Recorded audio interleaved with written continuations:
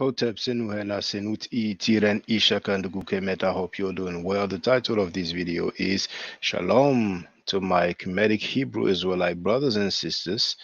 We are family. Let me check the sound, and I see that our brother, the flight doctor, sorry. No, it's the fight doctor, my bad. I think yesterday I might have said the flight doctor. I'll have to double check. But our brother is here, so I'm going to put it on the channel, right? On the panel right now. Hotep, brother, how are you? Hotel brother, how you doing? Oh, I'm chilling. I'm chilling. I'm less tired than yesterday, so I hope the other brothers will not be late, because if they are too late, they're gonna miss the show. But feel free to speak if you have any questions or comments, brother. No questions, no comments. Oh, Just really? here to listen and Okay. learn. That's all. Oh, well, I can play something that's going to be just a few seconds long, just to bring a little bit of context of why I want to share this excerpt. I remember there's a brother in the conscious community who is a 5%er, and he had a discussion, I think it was with Stu Peace, on the pseudo killers. And at one point, the amount of the number of Nation of Islam members was put in question. And I remember quoting a book that gave a figure. I tried to look for the video, couldn't find it. So probably the book was inside the Nation of Islam, probably. But anyway, here we're going to hear from Muhammad Ali when he was a member of the Nation of Islam, so we can have a clear idea. So it's only going to be just a few seconds. It will probably be less than 1 minute.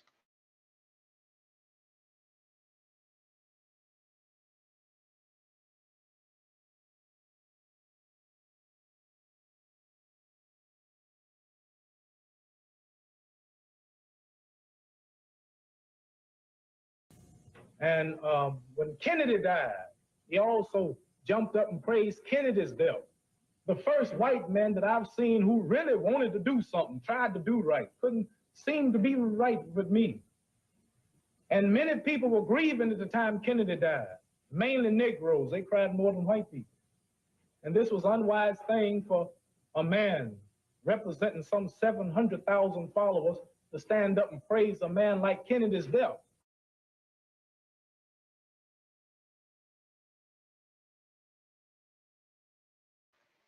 And indeed, that was all.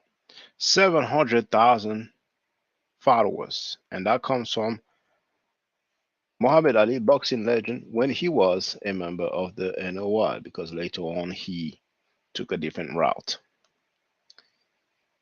So all this to say that the very low figures that we had proposed were quite underestimated.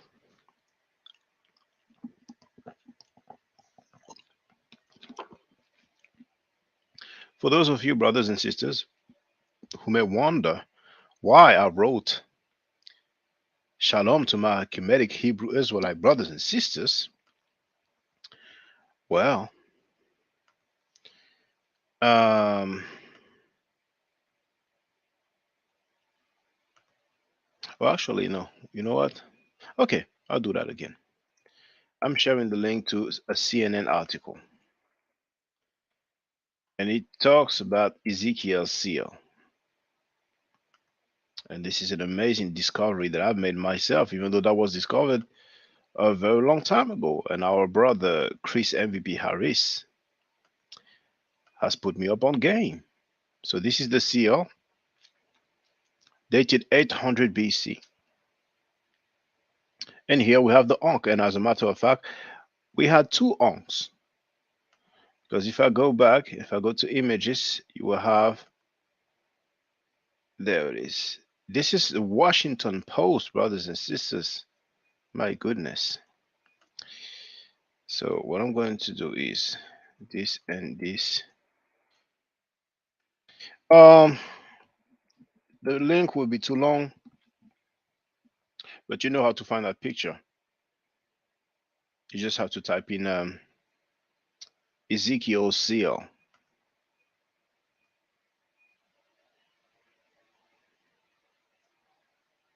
It's not Ezekiel. It's Hezekiah. So that's all you have to type in on your search engine. Hezekiah seal, like this. And then when you go to images, you will have that one, which is from the Washington Post. Oh, actually, well, yeah, okay. It's okay. It's fair enough. So here you can see the first ark, the one on the right, but there was one on the left as well. So that's an incredible discovery.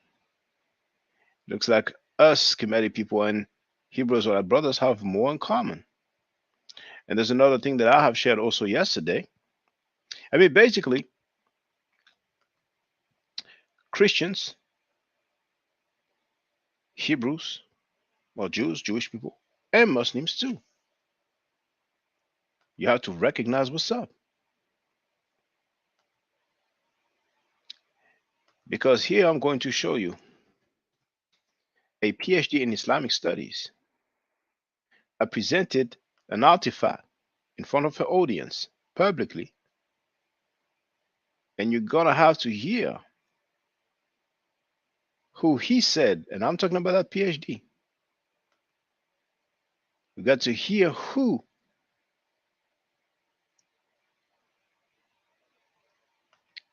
these artifacts represent.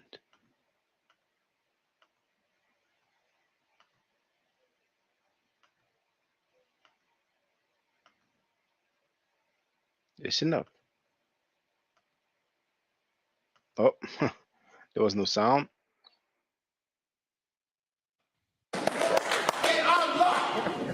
The Kemetic Allah burning down tells us was a black God represented by a black bull whose hide denoted his black skin. Here's the So you've heard him right. He said the Proto-Semitic Allah. Now, my stance is that it is El. Some people's stances apparently is that El and Allah is one and the same. So this PhD in Islamic study presented this artifact here, but what does this artifact representing allegedly Allah according to Dr. Wesley Muhammad, PhD? What is on his head? Let's see. picture that he showed on the screen. It's a deity El, the god El. Pay attention to the crown or the headdress, if you will. This is a picture from the front of the same statue, a little closer, and a little bit from the side here. Now, this headdress is actually the Atef crown. If you go on Webster's online dictionary, that's what it says. Atef is the specific feathered white crown of the Egyptian deity Osiris. It combines the head jet, the crown of Upper Egypt, with red ostrich feather for the Osiris cult.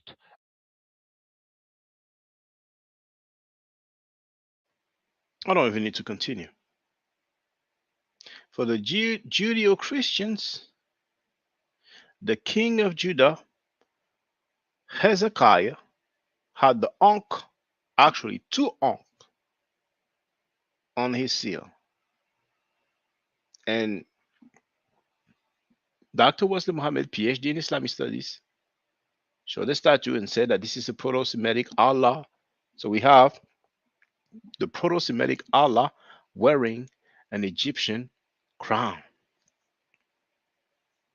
What more do you need, brothers and sisters?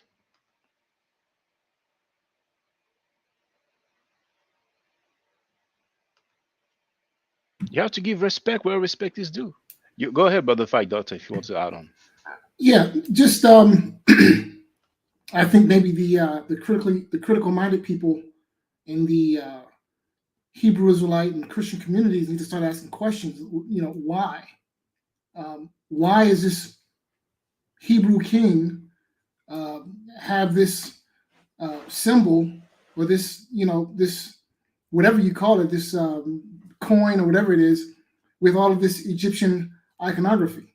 You know, and why is the chief or one of the chief Hebrew Israelite deities wearing an Egyptian crown. Okay, so these are valid questions, and I think that the critical-minded people in the Hebrew Israelite, Jewish, Christian communities need to start asking some questions, like start with why. Yes, let's ask questions. And that reminds me of one coin from uh, some Muslim rulers, some Muslim era. And you can find that coin in the book Did Muhammad Exist? But you can find it as well. It's basically a coin from some Muslim ruler, but there's a cross on the coin. How come? But I've heard people dissing Kemet. And if you have respect for King Hezekiah, since he has the Ankh symbol, the Kemetic symbol, on his seal, on his royal seal, then either you have to diss him altogether or respect what he used to respect, because this is a 8th century BC king of Judea. It doesn't say that he's an Israelite. It doesn't say that he's a Hebrew, because historically, I don't know how far that goes back, those two terms, but he was the king of Judea. And no Star of David in sight. Come again, brother? I was saying no Star of David in sight. No Star of David in sight. Yes, how far does the Star of David go back? So you got to respect your king from your holy land. Oh my goodness.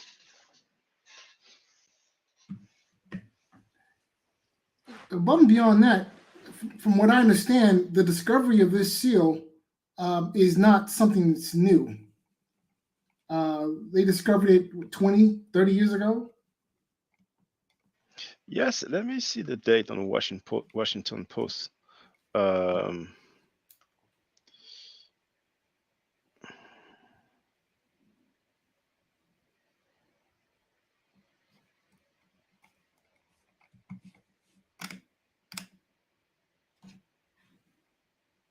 well, let me just see the date of the article. That's 2015, so that's like 7 years ago. Well, the article is dated 2015, but I think the article was released shortly after the found. Okay, well, it may not go back. The discovery may not go back 20, 30 years, but 7 years, that's almost a decade. And again, this is the first that I've heard of it. Like the other day when you talked about it on your program, and this begs the question: why is this just now becoming? At least why am I just now hearing about this? I like to think that I'm a person who stays pretty on top of current events in terms of archaeology, and why is this just coming to light? And why are we not hearing anything from the Hebrew Israelite Christian communities? How come no one is over there is giving an explanation as to why we have this artifact from a Hebrew Israelite king with these Egyptian symbols? Well, I found out about it. No, I think that somebody needs to give an explanation. I would like to see somebody from the Hebrew Israelite community explain the meaning behind this seal. Okay, and not and give an in-depth explanation. Yeah, that's what I would like to see. I doubt that they will have any explanation. And myself, I found out about it yesterday. And it was, once again, Chris MVP Harris who let me know about it. Now, I think it's not well known because obviously there is the Ankh symbol, two Ankh symbol on top of the, winged sun. But the winged sun, once again, you will see it in some other parts of the world as well. Like I think even in Iran, you can see it. Um, I know I filmed the Persian archers. Mm, I'll have to check on the pictures I have from no the Louvre Museum. I mainly had the ancient Egypt, but anyway, the fact that there was the Ankh, I think this lady is an archaeologist, so she will contact some media, and some media will ultimately talk about it. But I'm not sure if some people from the government of that country are very happy about that, and also other people, other Abrahamic people. It's kind of inconvenient, with all the smack that they've been talking about about or ancient Egypt, and it being a land of evil or slavery, and people being basically um, cursed or chastised by Yahweh. Uh, why, way after the Exodus, if it happened, I don't believe it happened. There's no evidence that it happened. But way after, why would this king, which is like no other, I mean, if we go by the biblical narrative, it says something to the effect of there was none like him afterwards. So why would we have that symbol there? And that's a king. It's not just a commoner. This is a ruler of the land. And to me, this finding is so amazing. So Yeah, amazing. it's amazing, and I find that often uh, archaeological facts, or just facts in general, are very inconvenient for the religious crowd. Yeah, especially the the Bible thumping crowd. Um, and I'm just eagerly awaiting to see how the Christian Hebrew Israelite communities put on their best dance moves to dance around this particular subject. I can't wait to see it. I'm about to go eat some popcorn and a soda pop and enjoy the show. Well, you see, brother, it's only us for now. I mean, honestly, we should have some Judeo Christians. I mean, you know, people told me about Vocab Malone. I wonder what he thinks about that. I mean, anybody that has some harsh words towards Quebec and towards Kemetic people, it's quite inconvenient. It's really, really, really inconvenient because they go by the Bible. They consider it to be the word of God slash inspired by God. Now, And actually, none of them have never read it. Okay, these people who go by the Bible, they don't go in it. They just go by it. Okay, yes, they go by the Bible. They don't go in it. But these people who go by the Bible have never actually picked it up and read it. Okay, they all have some quote unquote translation. Okay, which essentially is second or third hand information. It's hearsay, is what it is, right? So you don't actually go in the Bible until you've actually, you know, looked at the original documentation, if there is any. hmm You know,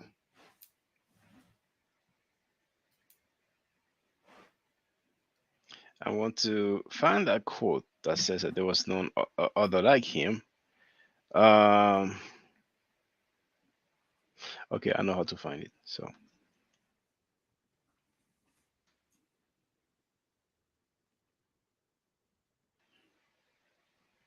2 Kings 18:5. So, 2 Kings 18. Well, never mind. Let's go to 2. Oh, well. Okay, I'll do 2 Kings 18. All right, there it is. New International Version. I'm putting this in the chat, brothers and sisters. And now let's have a look together.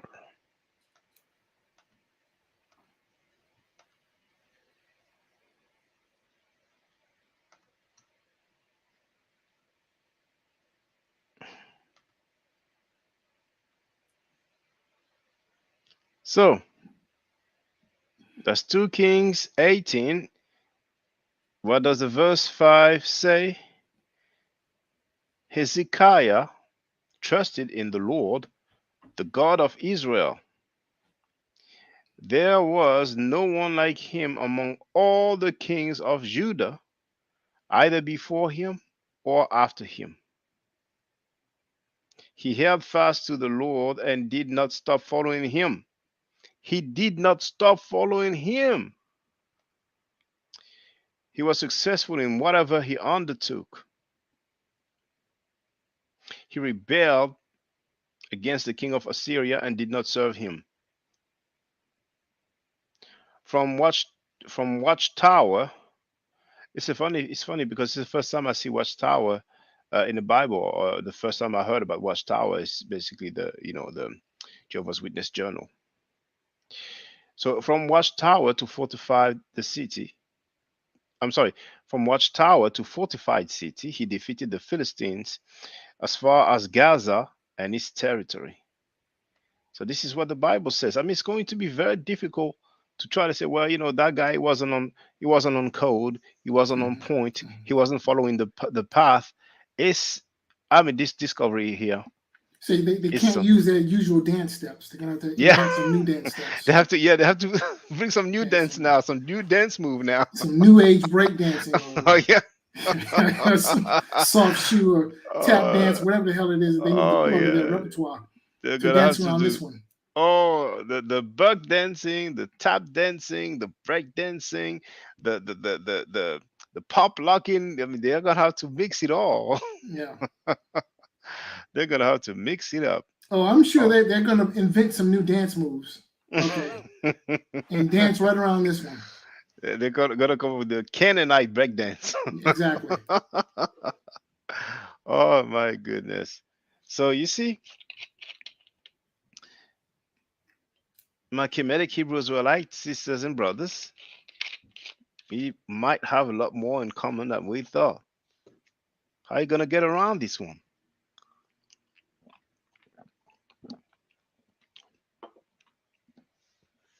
You believe, brothers and sisters, Kemetic Hebrew-Israelites, you believe that the Exodus happened, that in ancient Egypt they enslaved the Hebrews and mistreated the Hebrews. Then why would that king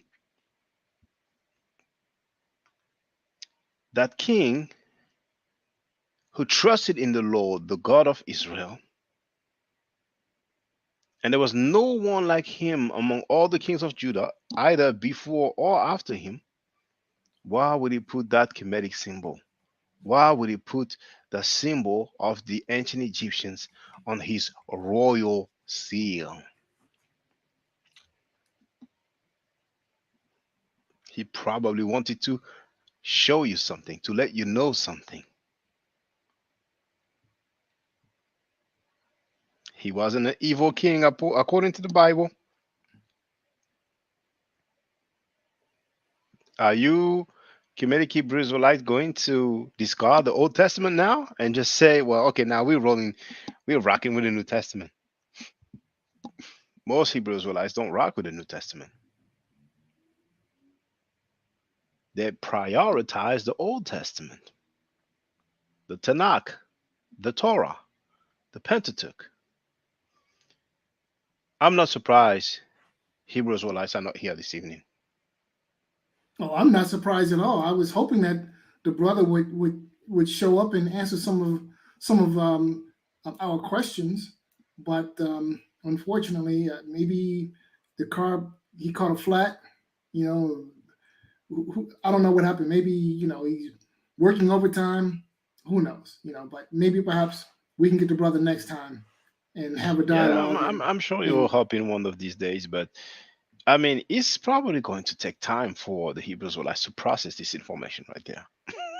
yeah. You know, that's. I mean, all those years, I've heard so much dissing Kemet, and here comes one of the most recognizable symbol, one of the most prominent symbol from ancient Egypt, from Kemet.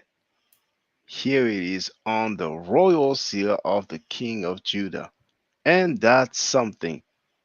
And if I would have, it's good timing because if I would have found it earlier, I would probably just really like kind of, you know, tease a little bit, and then I would have kept it moving. But I would not keep it moving. This thing will be reminded. We never have the same people who watch the live streams. Many people don't watch the videos after the live stream, so I'm going to make sure that people know that on this royal seal of the King of Judah, 8th century BC, 800 BC, and on that statue of the Proto-Semitic Allah, according to Dr. Wesley Muhammad, PhD, we do have the Atef crown on the head of the Proto-Semitic Allah. And on that royal seal of the King of Judea, we do have the Kemetic, actually two Kemetic symbols, Ankh. Yes, you can come back home now, brothers and sisters. Right. Come And the back to where it proto, all yes, began. yeah, to where it all began. And that Proto-Semitic Allah, that's even worse. I mean, really, it is El. As far as I'm concerned, it's El. This is Dr. Wesley Muhammad who said that it is the Proto-Semitic Allah because he's reaching. He knows that according to the records, Islam, documented Islam, doesn't go as far back as even the Canaanite stuff and the stuff from Kemet. So in order to extend the lifetime, and push it back, he just roll with the El is Allah. But I've heard Well, so many. so Yes, go ahead, brother. the problem here is that, when we talk about Islam, talk about Christianity, these things need to be put in their proper context. And Islam, when you put it in its proper context, is simply a Christian religion. Okay, it is a sect of Christianity, and Christianity itself is a sect of Judaism. So, when you put these, when these things are put in their proper context, and they can be properly understood. So now Wesley Muhammad, he's in my mind, in my view, he's participating in some elaborate, how can I put it, dissembling, okay, or some, well, he alternative facts. Maybe we can put it that way. Some very creative history when he wants to look at this this idol of a deity that's clearly El, and claim that it's the quote unquote Proto-Semitic Allah, right?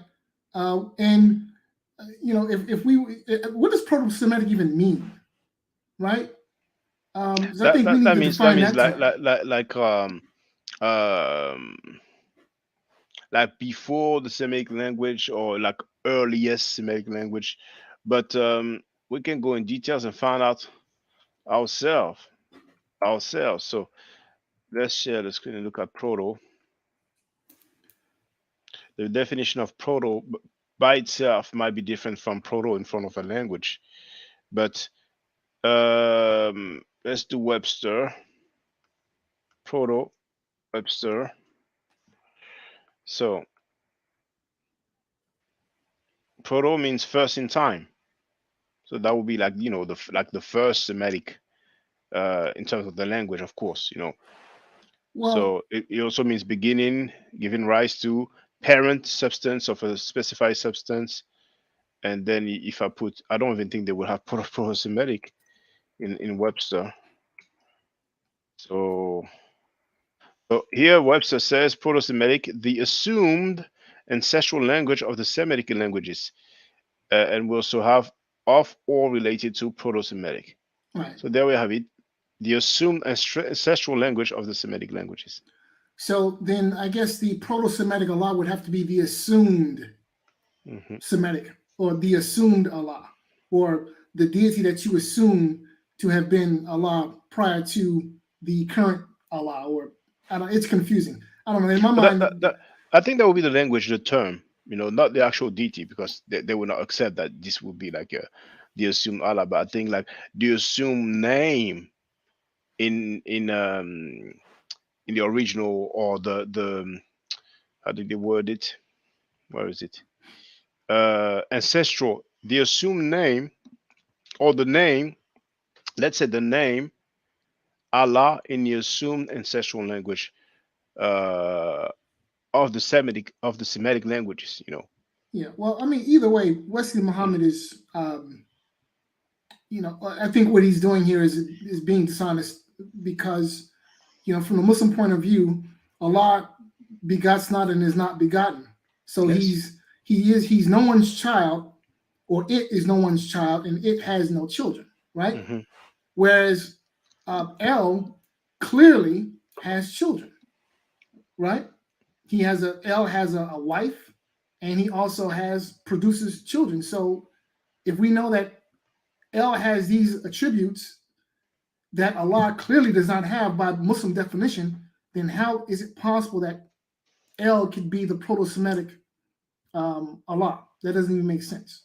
You know, above and beyond that, if you look uh, at Allah's history, now I'm not 100% on this, but I want to say that Allah, the deity Allah, traces back to some moon god from Yemen, Southern Arabia. Now I'm not Well, 100% on that, but I think that is where the earliest recorded some of the earliest recorded mentioning of Allah is from Southern Arabia, and Allah is associated with the moon. well, a lot of times people say that he was originally a moon god, but what's for sure is that any depiction or mention of Allah not being the strict monotheist God of Islam would not be accepted. So they would dance around it. I want to say peace to you, Sister Thickness.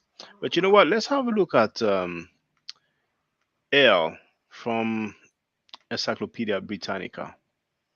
So El Semitic deity, El, the general term for deity in the Semitic languages, as well as the name of the chief deity of the West Semites. So in the ancient texts from Rashamra, ancient Ugarit, now Rashamra is in Syria. El was described as the titular head of the pantheon, husband of Asherah. So already, just like the brother said here, we have a god that has a wife. If we go to Asherah, Semitic goddess. Oh, is that one? Is no, that one is not in Louvre. Um,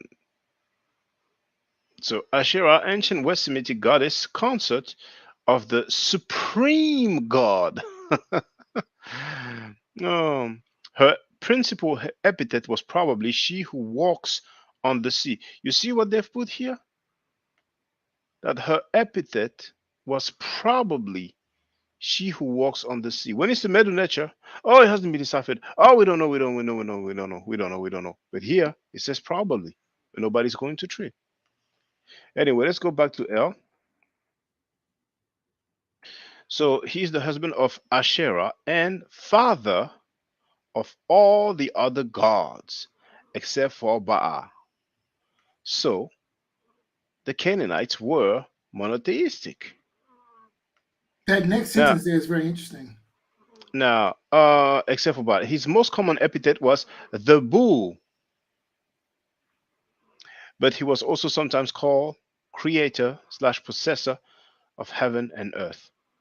And indeed, Wassim Muhammad did talk about the bull, which was kind of um, at some point he was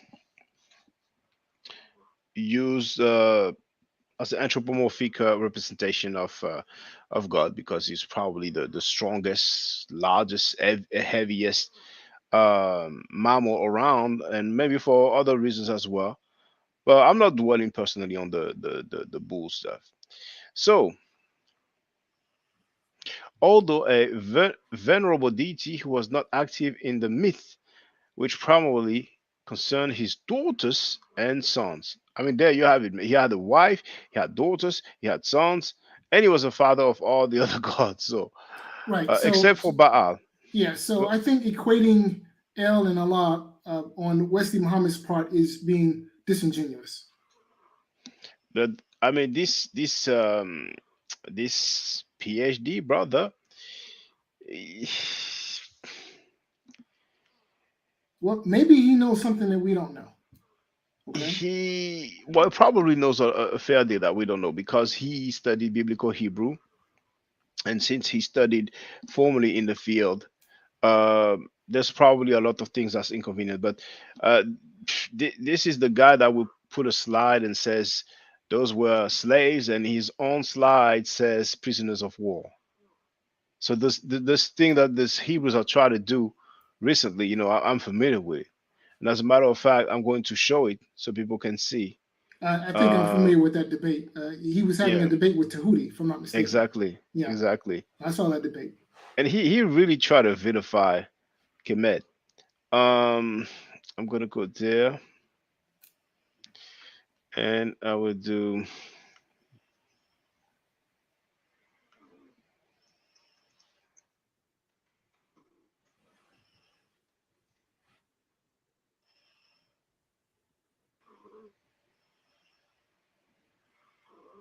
Oh snap!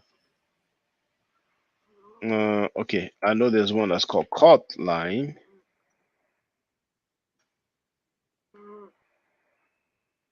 Maybe line was spelled if. Oh, I made a great mistake. I searched within my channel, and it is not on my channel. So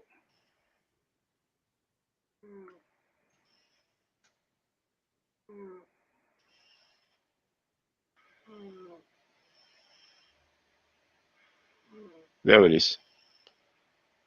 This is actually on Unc Akek's YouTube channel. This is probably Brother Unc's first YouTube channel. And you see that video was uploaded 12 years ago.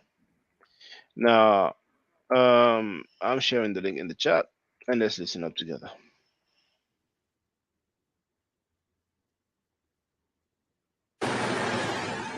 See, you need the principle, God. These are Nubian slaves. Now at minute 205 of part 4, Elvis Presley Muhammad says, I quote, these are Nubian slaves of Kemet.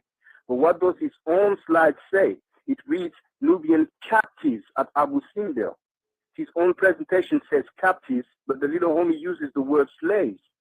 And then when it comes to 1,000 years of Arab Muslim slavery, the dude uses the word mistreated. Who besides the groupie Arabized Negroes can take him seriously? This is once again to show that it doesn't matter what the truth is with the groupies, it's what you tell them, even if it's right in their face.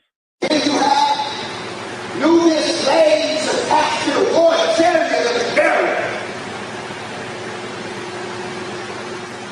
And this doesn't just happen once. Still on part 4, minute 236, Presley Mohammed says, here you have Nubian slaves, but his slide says Nubian prisoners this time. So far I show that Wesley Mohammed, without a doubt, he is willingly lying to our people. So shame on him. On the screen it says prisoners, and the dude says slave. It's like showing a picture of a mule and saying it's a horse. Better yet, showing the picture of a rat and saying it's a dog, as lame as hell. So, Thomas III was to rejoice that the conqueror of Syria was able to supply army round with male and female slaves. What kind of slaves were these?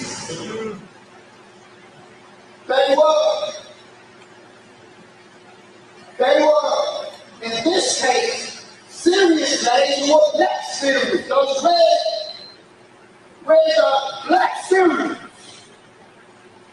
Now follow me. Wesley Mohammed keeps on talking about Thutmose II and the Syrian captives that he calls slaves. He goes on to ask, what kind of slaves were these? And he changes the slide, and you can see written in plain English, I quote, footstool of Tutankhamun, Nubians and West Asian captives depicted. So you have lame scholarship at its finest. He goes from Thutmose's slaves to Tutankhamun's captives. He's not even close to my level. He shoots himself in the foot so much that he is destroying his own lecture. And I know that Wesley Mohammed is scared right now.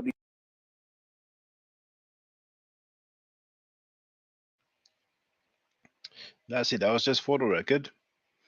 And back then, I had some nicknames for him.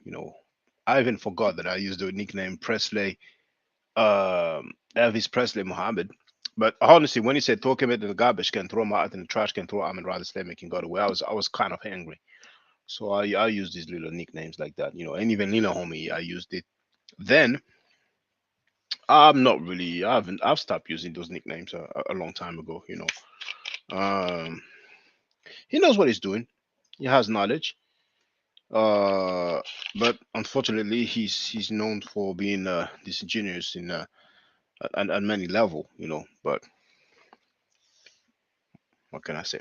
Can I make a quick comment about uh, the Nation of Islam? Of course, brother. So there are a lot of problems with the Nation of Islam.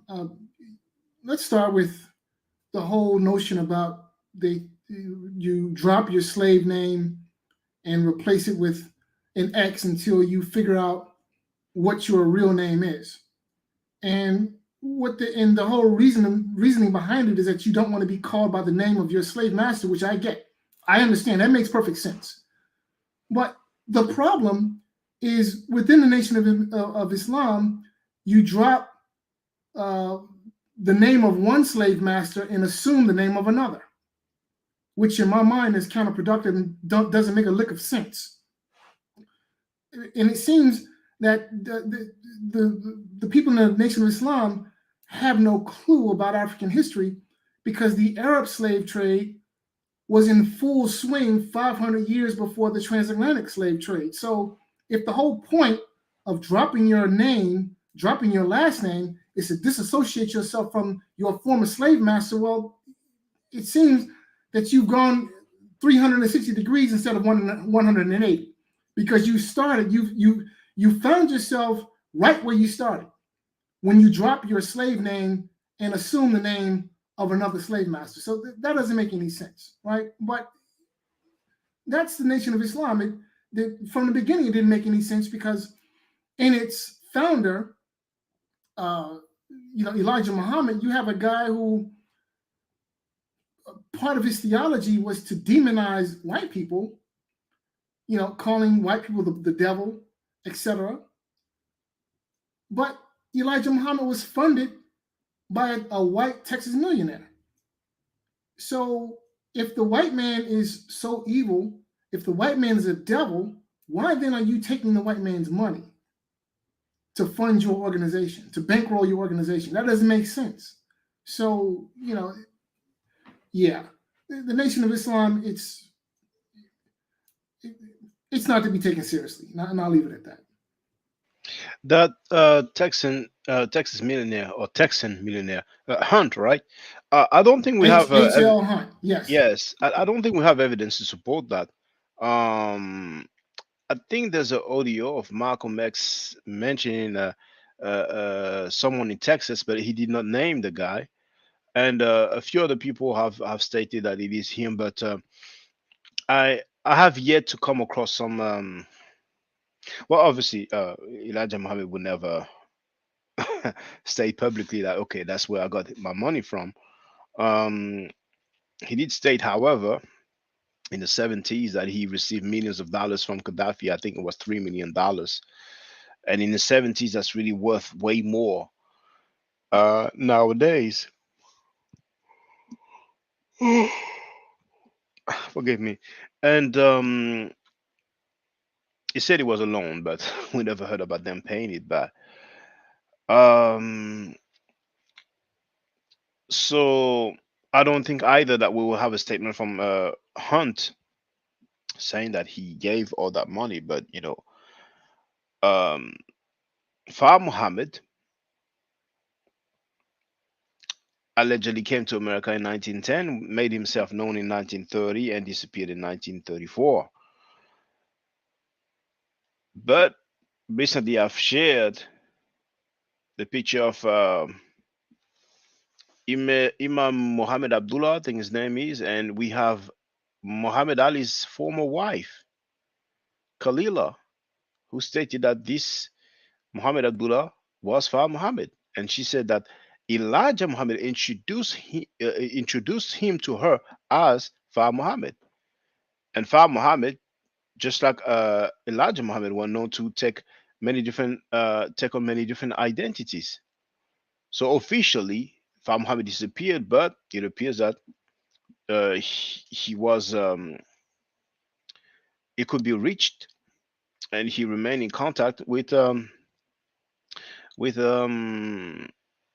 Elijah Muhammad. And on top of that, recently I've shared Elijah Muhammad's own son, Wallace Din Muhammad, who stated also that uh, um, Muhammad Abdullah was Far Muhammad.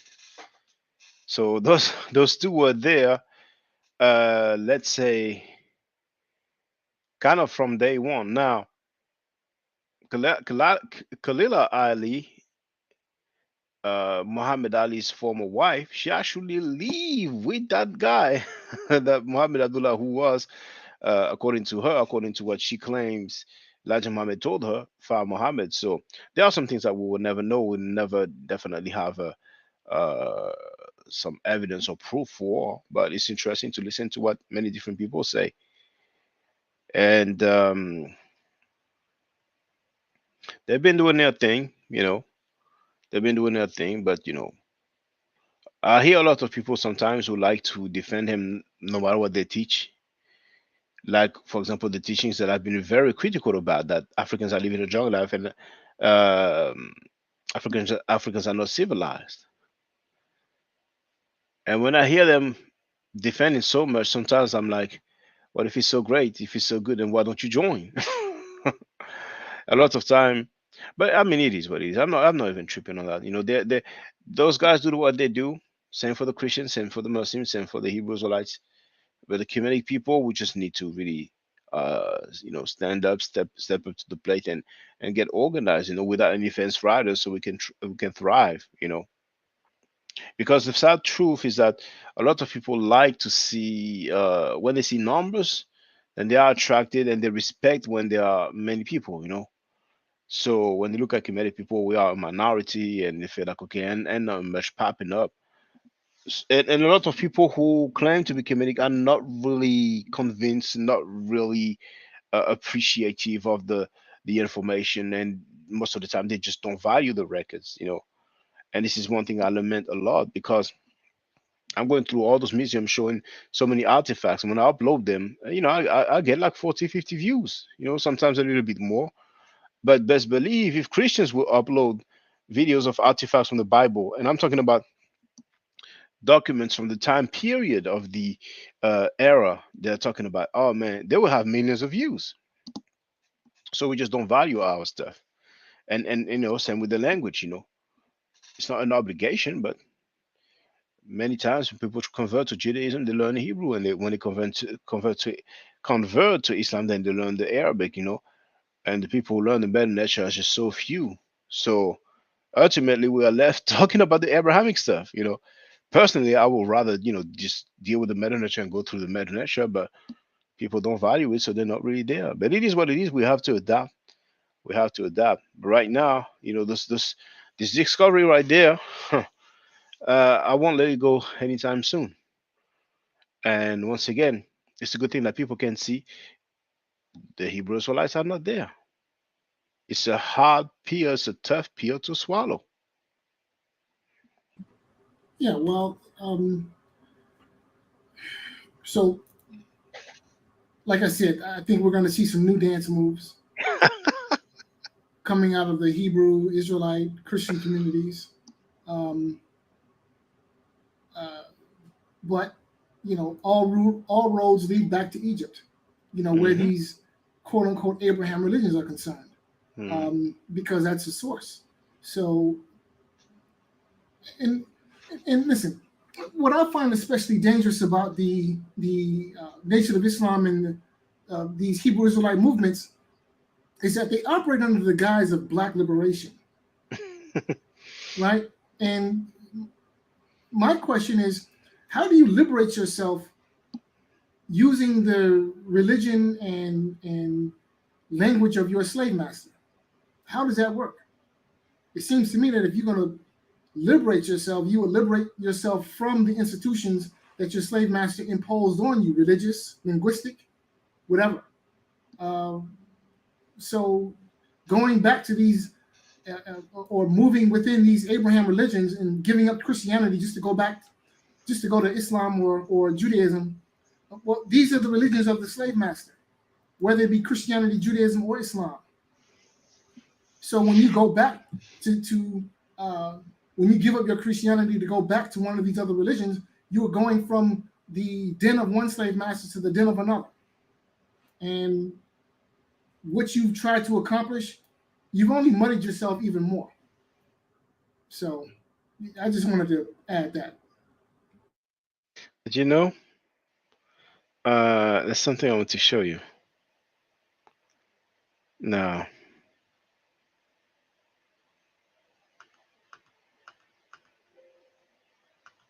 okay, it's page 217.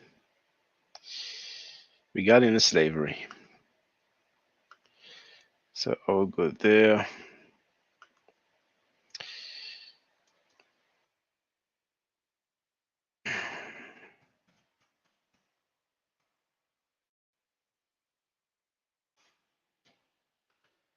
This page. Oh, we have Pan-African James. Oh, Ted, brother, how you doing? Peace. What's up, brother Shaka? What's going on with you? Oh, I'm chilling, brother. Did you see that thing that Chris MVP Harris shared with us? No, I didn't. Oh my goodness. Let me show you. when was this? It's yesterday that he showed me that stuff. You know the seal of Hezekiah, the king of Judah. Oh yes, with the Ankh. I seen a little bit of that. What you were sharing. Yes. I thought you were saying something that but Chris was sharing, but that was actually shared by some. I think Seti shared that about a couple of years ago, man. Mm. I mean, Well, that's it was discovered in 2015. That was 7 years ago. But you know, that's amazing to me because no, you but know, they show many artifacts of them using what we call Kemetic Hebrew-Israelite in their work as iconography. well. Yeah, so that's not new. I mean, but maybe that was a new finding, but that's something that Seti he showed years ago. I could even show you the flag of with the Heru symbol on it from the Persians. Oh, feel free. Hold on, let me see if I can find it real quick. Feel free. No. Well, let me see if I can locate it. I may have taken all of my stuff. So here was page 217. So page 217 here. Where is it there? Okay, I will have to do a search. So this.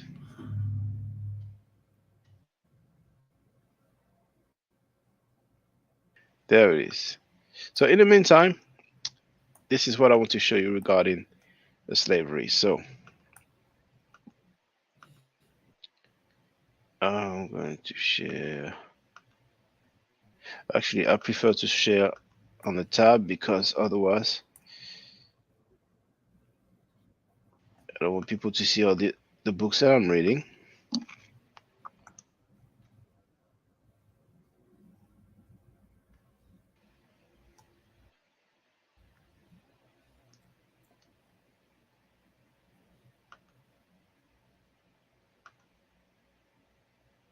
Okay.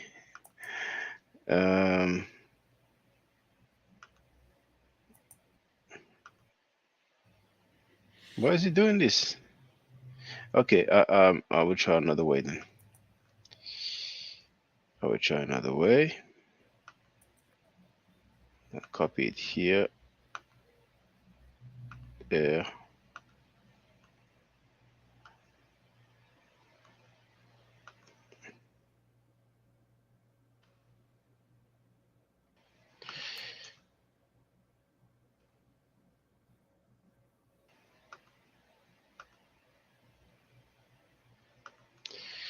And now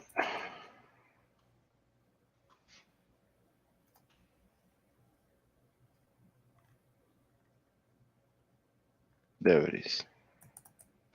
Now let's make it larger.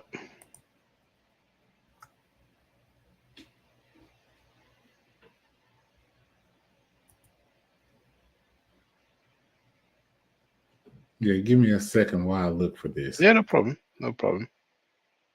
All right, so let me share this here.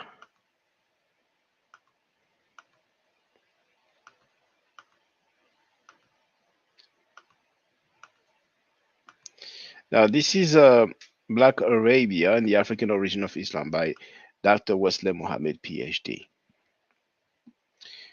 Um, okay, so that's page 217.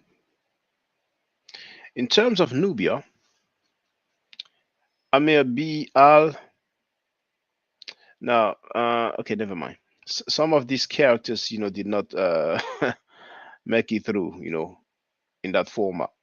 The conqueror turned governor of Egypt had a non-aggression policy. As Williams admits, and I think it's talking about Chancellor Williams, despite the continued raids by the blacks of the South, the Amir chose not to extend his operations into their land. This policy, however, will be revoked in 643 by then Governor Abd Allah bin. Now, you can see some of these characters did not really make through. Who launched an invasion of the northern Nubian kingdom of Makuria. This invasion was a failure, to say the least. The Nubians dealt the Muslims a devastating defeat, and again in 651-652, Williams, aptly describing this conflict as one of the decisive battles of history, perceptively remarks the psychological effects of being defeated by the blacks twice on national fronts caused the Arabs to adopt a peaceful relationship with these countries that lasted 600 years. This 600 year of peace was the result of the Bact. Now it says Baka, but it is Bact agreement signed by both parties at the conclusion of the 651-652 battle. The Bact was a non-aggression pact and a trade agreement between Muslim Egypt and Nubia, terms which were determined by the victors, Nubia. Number one of the Bact Treaty. We don't have any original. There are actually either copies or just people who mention and quoted the Bact. I'm not even sure if we have copies. It's probably some authors that's referring to this agreement, but there is no original in my to my knowledge. So, point number one: the citizens of each country were allowed free passage to the other with security guaranteed by the host country. Number two, a mosque was to be built in Nubia and a church in Egypt.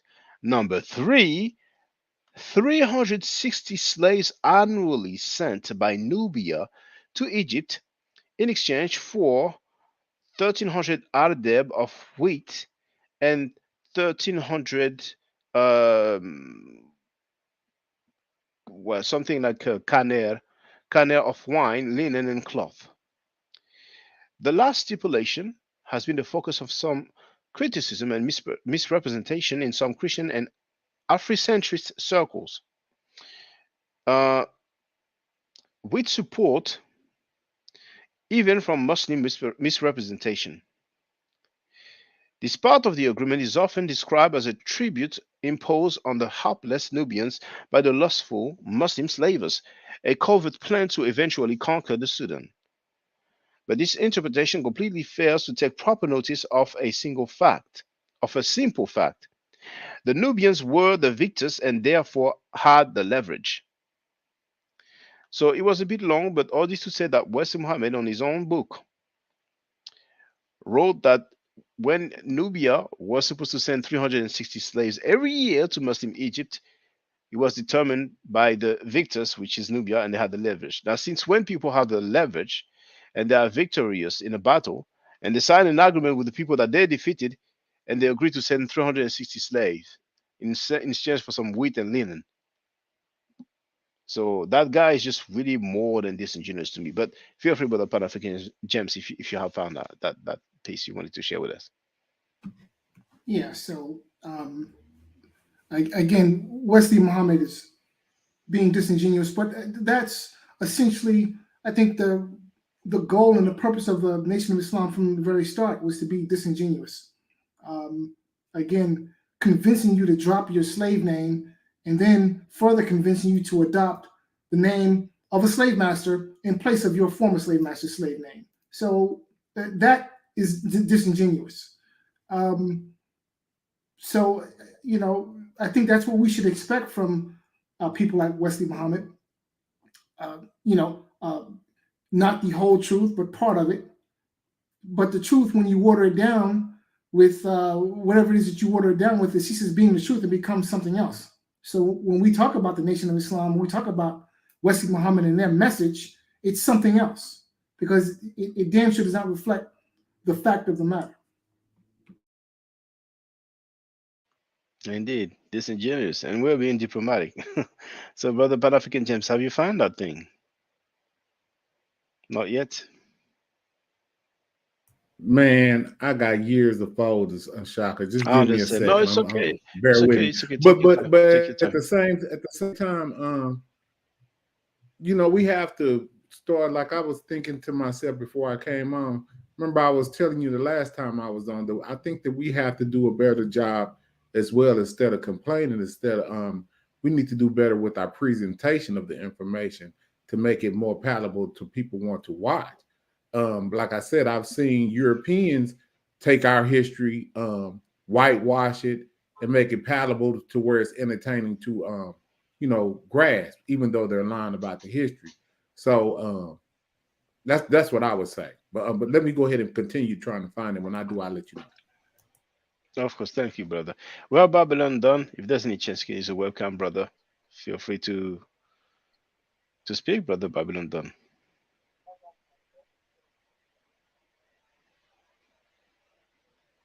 We don't hear you right now, brother. I don't know if you can hear us, brother Babylon done, but we don't hear you. And we don't see you either. Oh, now we hear you. I will open camera in 1 minute. No problem, brother. Take your time.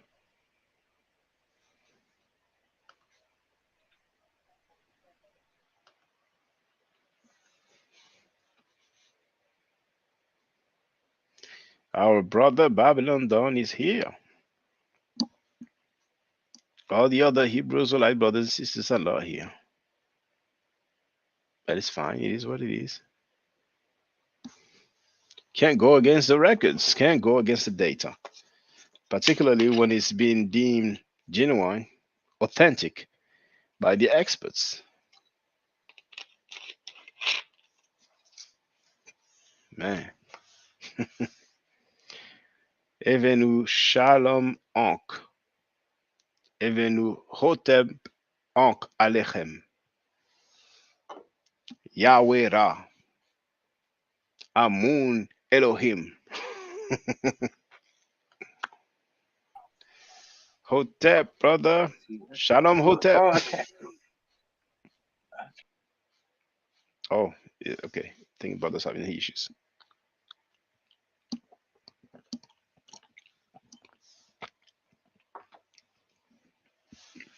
If there's any Hebrew Israelite that wants to get on the panel, it's very easy.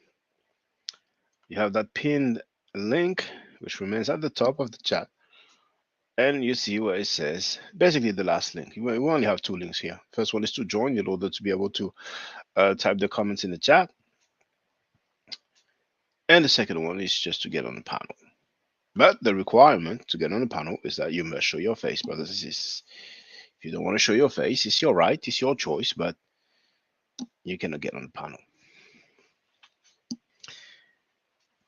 I really hope Brother Babylon don't get this stuff fixed, because I'm not planning to stay too long.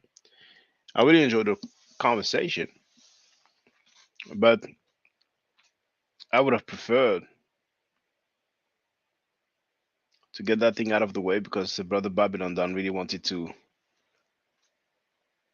kind of go back and forth, with our brother, the Fight Doctor. So we can make this happen. It's going to be interesting.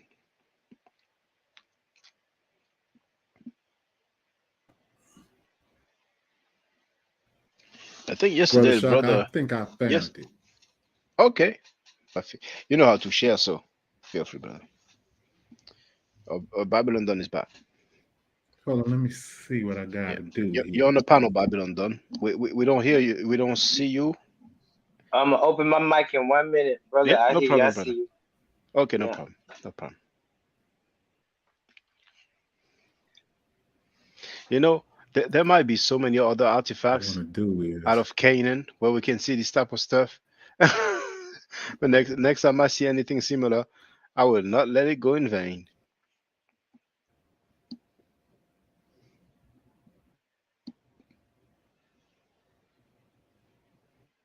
I mean, in the Louvre Museum, for example, there is a sphinx, a small sphinx that was found in those area. I think from Persia actually. But to find a Canaanite artifact with some Kemetic uh, imagery or iconography, that's something else. I like it. Can you Oh show it, well, brother? um, I hello. think Can you I've hear me? yes, we can hear you, brother Pan-African James. Yes, we have the flag on the screen. It says the Okay, first now official flag of this Iran. yeah, this flag right here is yeah, that's the first official flag of Iran, right? Now you look at Hmm. that. You see what I'm saying? So this is kind of like research. I don't know. Hold on, what happened? Uh, Can I hide this? I don't know if I want to do that. Well, anyway, this is the first official flag of Iran, and states right this particular. See, you see this? Can you see this image? Yes, Hello? yes. Can Can you can hear y'all me? see that? Yes, the flags with uh, Yeah. Okay. well, it says with Yeah. Hero on them, So but I uh, clicked to another one. I just want to make sure that you got all editions of different flags in different countries. I don't know how to pronounce this. Lombardy or Lombardy. Ventina. But just watch this. I'm Yeah, gonna go through these flags. probably Venetia. See, but Yeah. this is What is but see Lombardy? all Is this. this? I think See the sun disk behind that. it's in Europe. Yeah, just Yeah, you see Lombardy. this. That's Italy. Excuse me. Lombardy. That's in Yeah, but see, Italy. you see the sun disk behind the bird here, the white bird there. So this is just stuff. This is I created, right? Yes. And I put the original Hebrew falcon back into the Pan African flag. But Hmm. see this is the Polish presidential flag. You see what I'm saying? So this is what they've done. This is the United presidential flag. So they've all Hmm. taken this and used it like we used it for their city state, to form their city state. This is the United Arab Emirate. You see what I'm saying? They're using the bird. So all of these people do the same. This is the old presidential seal, what they just had 4 stars or something. So I was just going through the imagery and just showing, see, this is how they updated it and over time. But this is the older rendition of it. But see, All this is right. the first rendition of the American presidential flag. This is the first one. I think it's 1848. So you can see them stealing and using what we had to set up their own foundational state.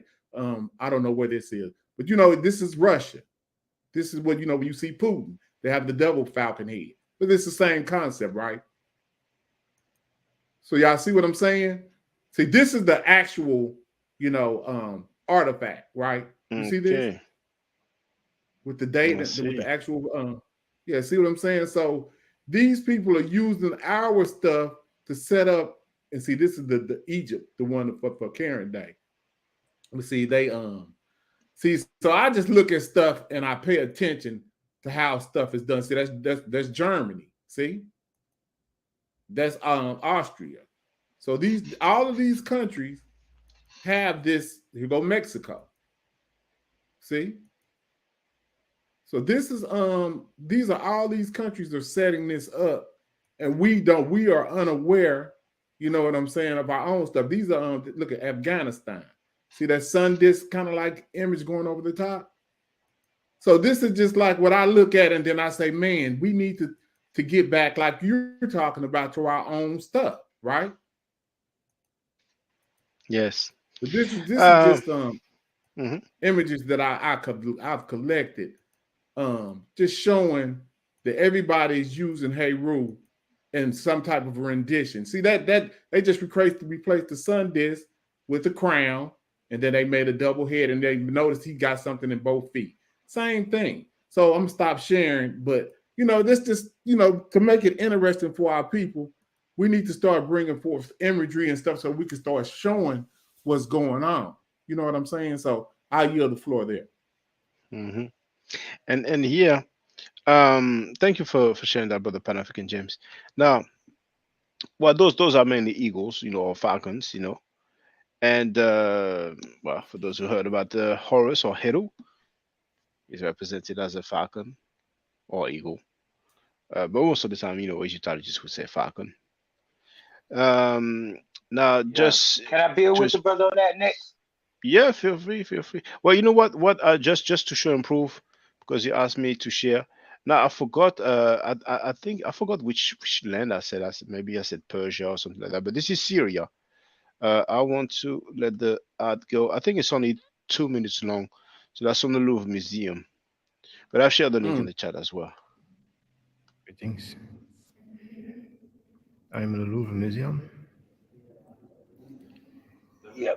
This is the Okay. daughter. While we put that up on the bird note, brother, I love the presentation that Teddy gave, that you gave on the bird presentation.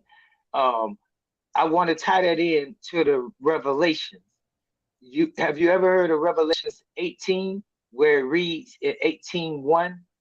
And after these things, I saw another angel come down from heaven, having great power, and the earth lighted with his glory, and cried mightily with a strong voice, saying, Babylon the great is fallen, and is become the habitation of devils, and the hold of every foul spirit.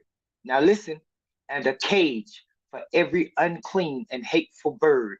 For all nations have drunk of the wine. That's all the flags. For all nations have drunk of the wine, and all the flags have eagles, and all the nations are represented by 5-pointed stars.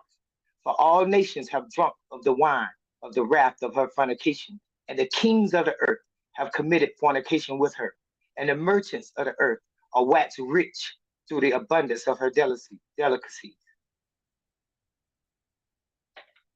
You see? And watch this. Hold on. Let's do 4 just to make it relevant. Let's do 4 to make it relevant though. And I heard another voice from heaven saying, Come out of her, my people, that ye be not partakers of her sins, and that ye receive not her plagues, like COVID, for her sins have reached unto heaven, and God have remembered her iniquities.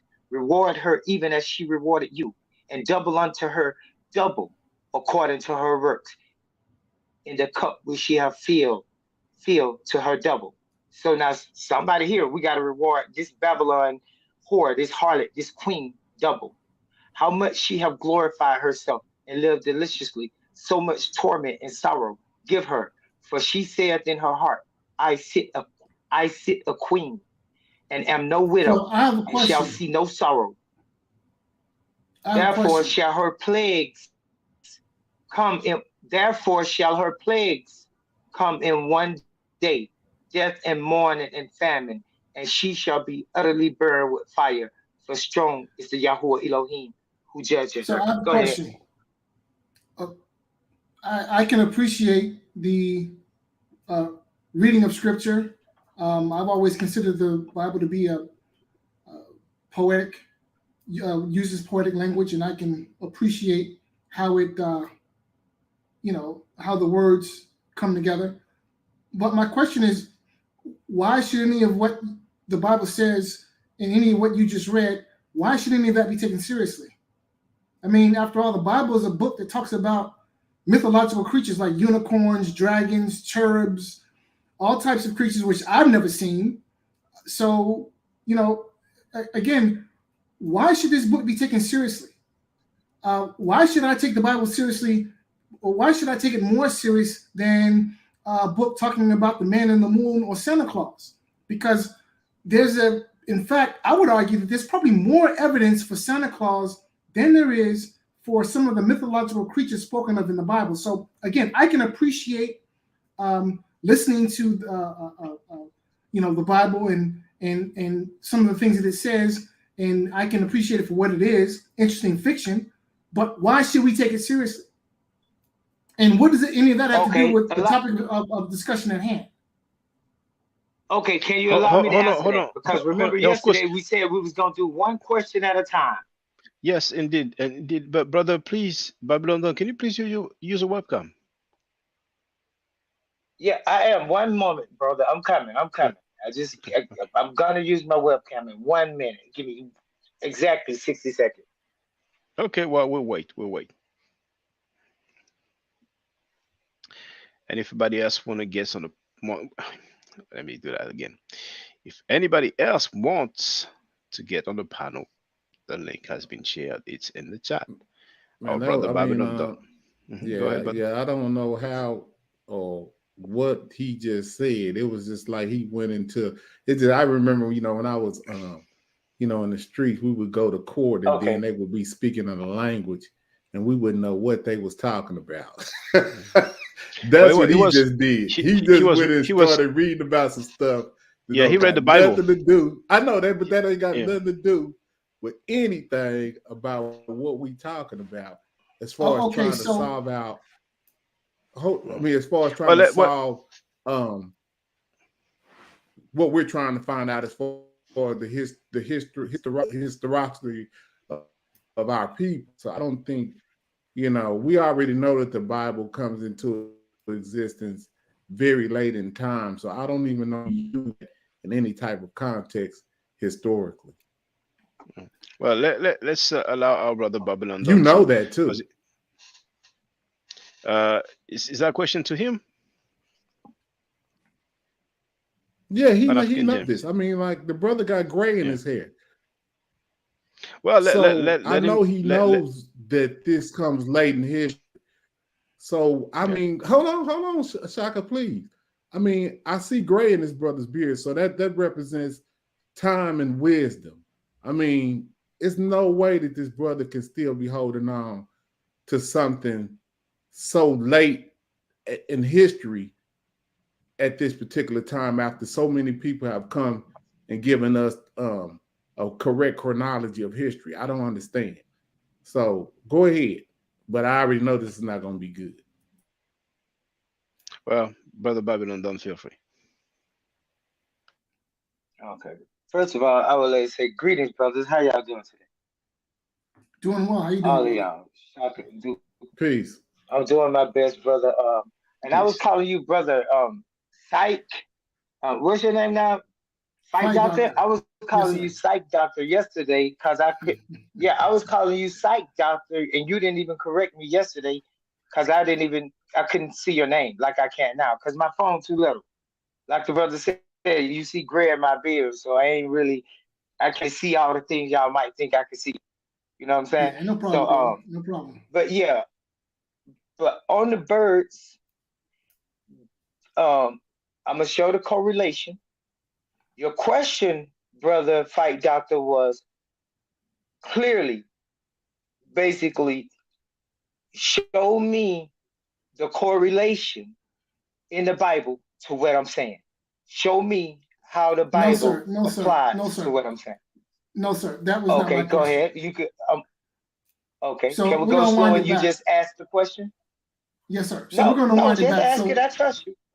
Okay. So from our conversation it's my turn yesterday, to talk. I just want you to ask the question. Yes, sir. I just want you to ask the question. Yes, sir. I'm going to ask the question. So from our conversation yesterday, the question was, there were two questions. There was a question about the ethnicity of Abraham, but I posed a question. No, I'm talking about today. I'm talking about today. We're only talking about today right now. We're not talking about a debate. We're talking about when you just asked me. You went through a whole series of questions, and you sat there and you said, "Show me." And Shaka and Duga had to interrupt you, and I said, "Let me answer." So my question was, why should anything that you pointed out in the Bible be taken seriously? And to put it in context, and to put my question in context, the Bible is a book that talks about mythological creatures like unicorns, dragons, and cherubs. Okay, and I think that everyone on this panel would accept. Yes, brother, but you got to learn how to ask a question. You just said that. It's my turn to talk on it. You just said that. You just All right. said that. You don't have to re-put it in all right. context. You All asked right. the question, brother. Okay. So, all right. So Let me answer the question. Okay. Well, here's Why the should problem. You see. anything? Okay. Well. Why Just should hold on. anything? The fight, Dodo. Why should Let's anything? go ahead, brother. I was going to say let us Is he let. not satisfied with his? Well, what I Go ahead, want brother. to, Yeah, what bro. I This is what I'm like. saying, Shaka. Wait. Don't say Let's nothing, Shaka. Please don't say nothing. no. Let's let Because it our creates brother Babylon confusion. done. Go ahead, brother Babylon done. Go ahead. I want to hear your answer. Man, look. See, like this is what I'm saying. And I want to say this clearly. What you have to do, brother, fight, doctor. Now I see your name, bro. You got to allow us to have a conversation. Now, if you're not confident in your questioning, that's when people try to add stuff and add things to their question. We agreed yesterday clearly that you would come in and you would ask a single question and allow that question to be answered. Now today we allowed you to ask the question. All right. May I respond? No, you can't. Not in the middle of me talking. No, not in the middle of me talking. No, I have to be able to talk. The brother been on the show. I listened to the show. I should be able to talk without the brother interrupting me. Brother, can you mute your mic and show some patience? Well, I told you I no need didn't to come mute here the for mic. that today. But brother Babylon, the question is, why should we take the Bible seriously? Okay, just that's the question. Because Okay, it talks about Shaka, but we have unicorn to and other set the things. grounds of.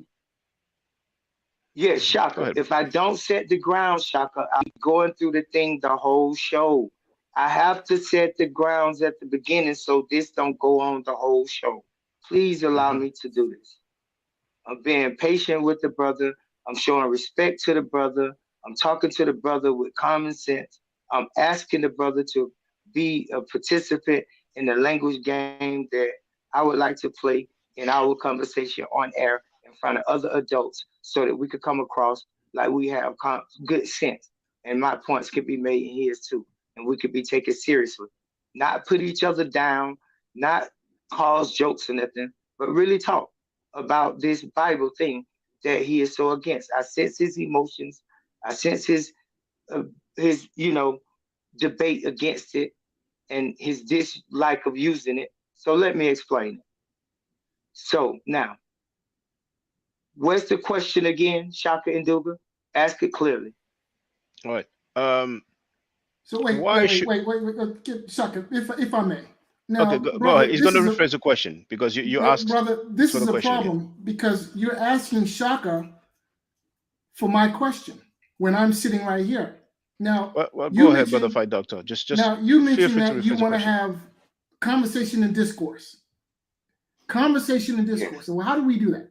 We have conversation and discourse when people are conveying ideas, which means you have your time to say what you have to say, and then I respond, and then you respond. You respond to my rebuttal. Yes, but brother, first and foremost, I think what needs to be understood is that a conversation is something that's mutually agreed upon. Meaning, you do not lay the groundwork, okay, for a conversation. The groundwork is something that is mutually agreed upon. Are we clear? Am I clear? So, if I'm going to ask a question, brother, it is not, my question cannot take the framework that you decide it should take. The question that I ask will take the framework that I decided it will take because it is my question. And if I'm going to be honest and ask the question honestly and seek an honest answer to an honest question, then I have to frame it as I see fit. And I'm going to do my part to ask the question in an honest fashion and not in a fashion that is malicious, if that makes sense. So can we agree on that?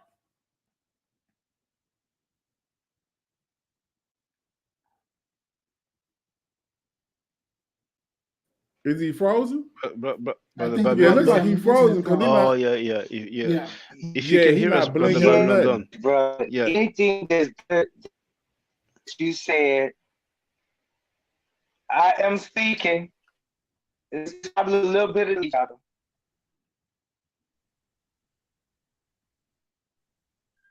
It's probably a little bit. Don't everybody get to go to play It'll be okay.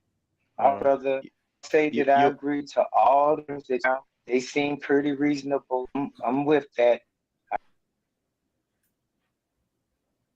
Your audio is breaking up, brother. yeah, it's breaking up a little bit, but now we can see your camera is no longer frozen. So just try it again. I think we might have some delay, but try again. Keep going, brother Babylon Don.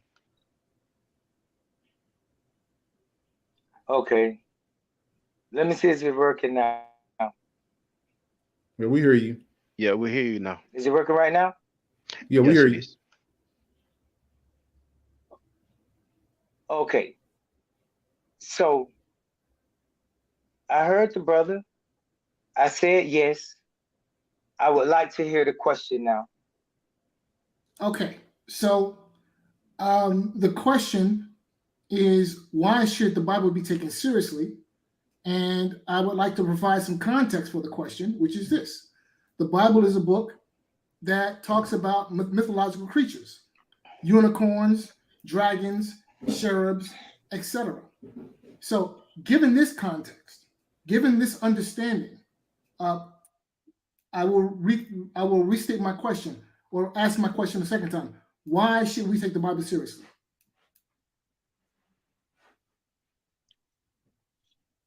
Okay. There's two ways I can address this question. And one of them is that by you bringing up the context part, it nullifies your question, because now I could just answer questions about unicorns and things like that. And if you say that unicorns don't exist, then why would you bring up a mythological creature in a conversation about real history if you talking about something real? Why would you include anything about something that you don't even think is real, that's not even relevant to the conversation? The Is that only a thing you question that really you're asking asking me that is, you want me to? why should the Bible be? No, I'm not asking anything, brother. I'm asking to for you to allow me to make my statement. So why Yes, should sir. Bible be taken seriously? Let me answer that question. It is because the book that I'm reading from, first of all, is not the Bible, brother. Okay? I want you to understand that. It's not the Bible. I'm reading a book called the Book of Revelation. It's a part of the book called the Apocrypha. It was never intended to be included in the Bible. Now, secondly, this book was written in 96 AD by a man named John, son of Zebedee, and Shalom was his mother. Okay?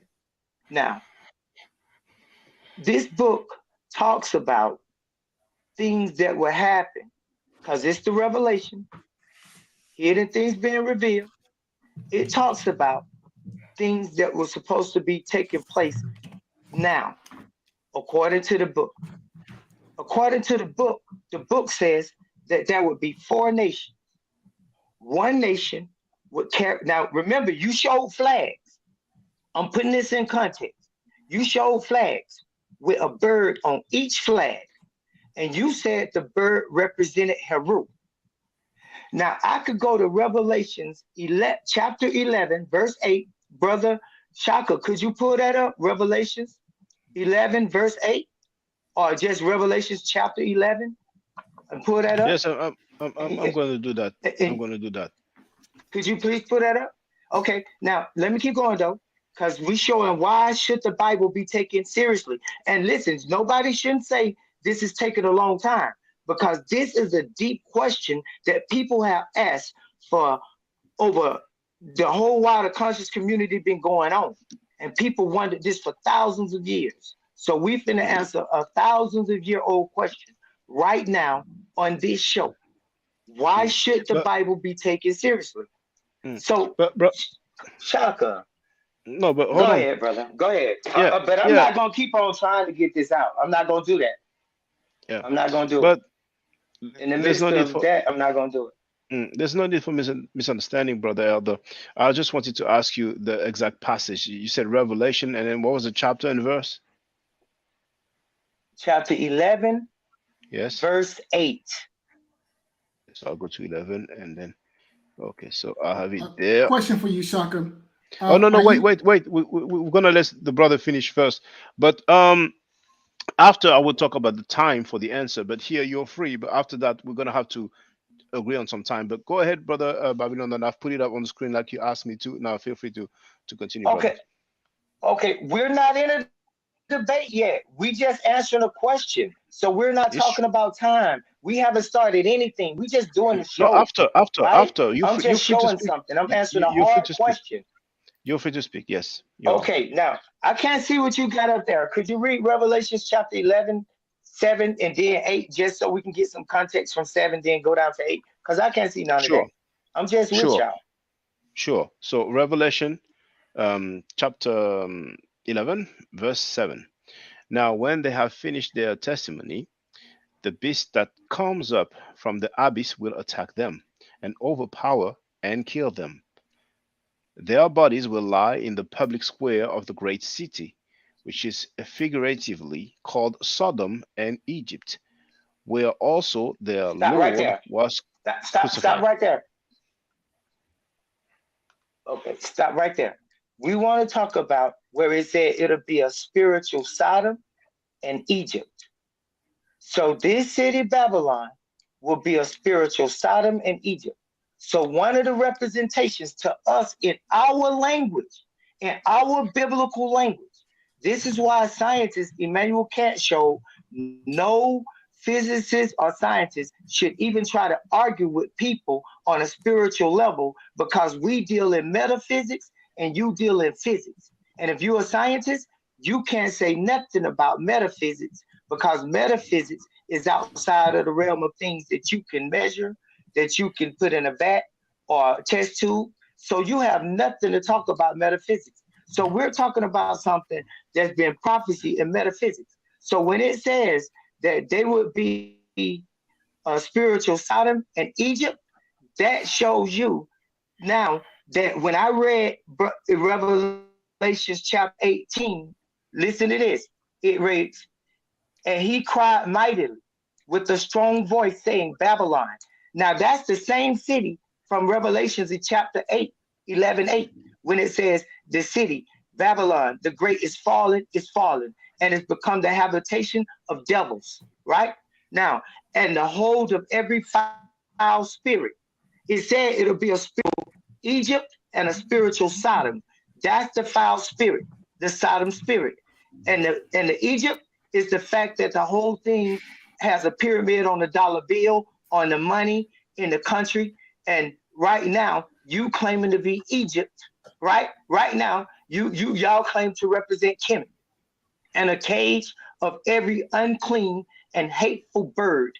And every flag you showed had an unclean and hateful bird on it. And I added to that and said, yes. And every one of those nations is represented by a 5-pointed star.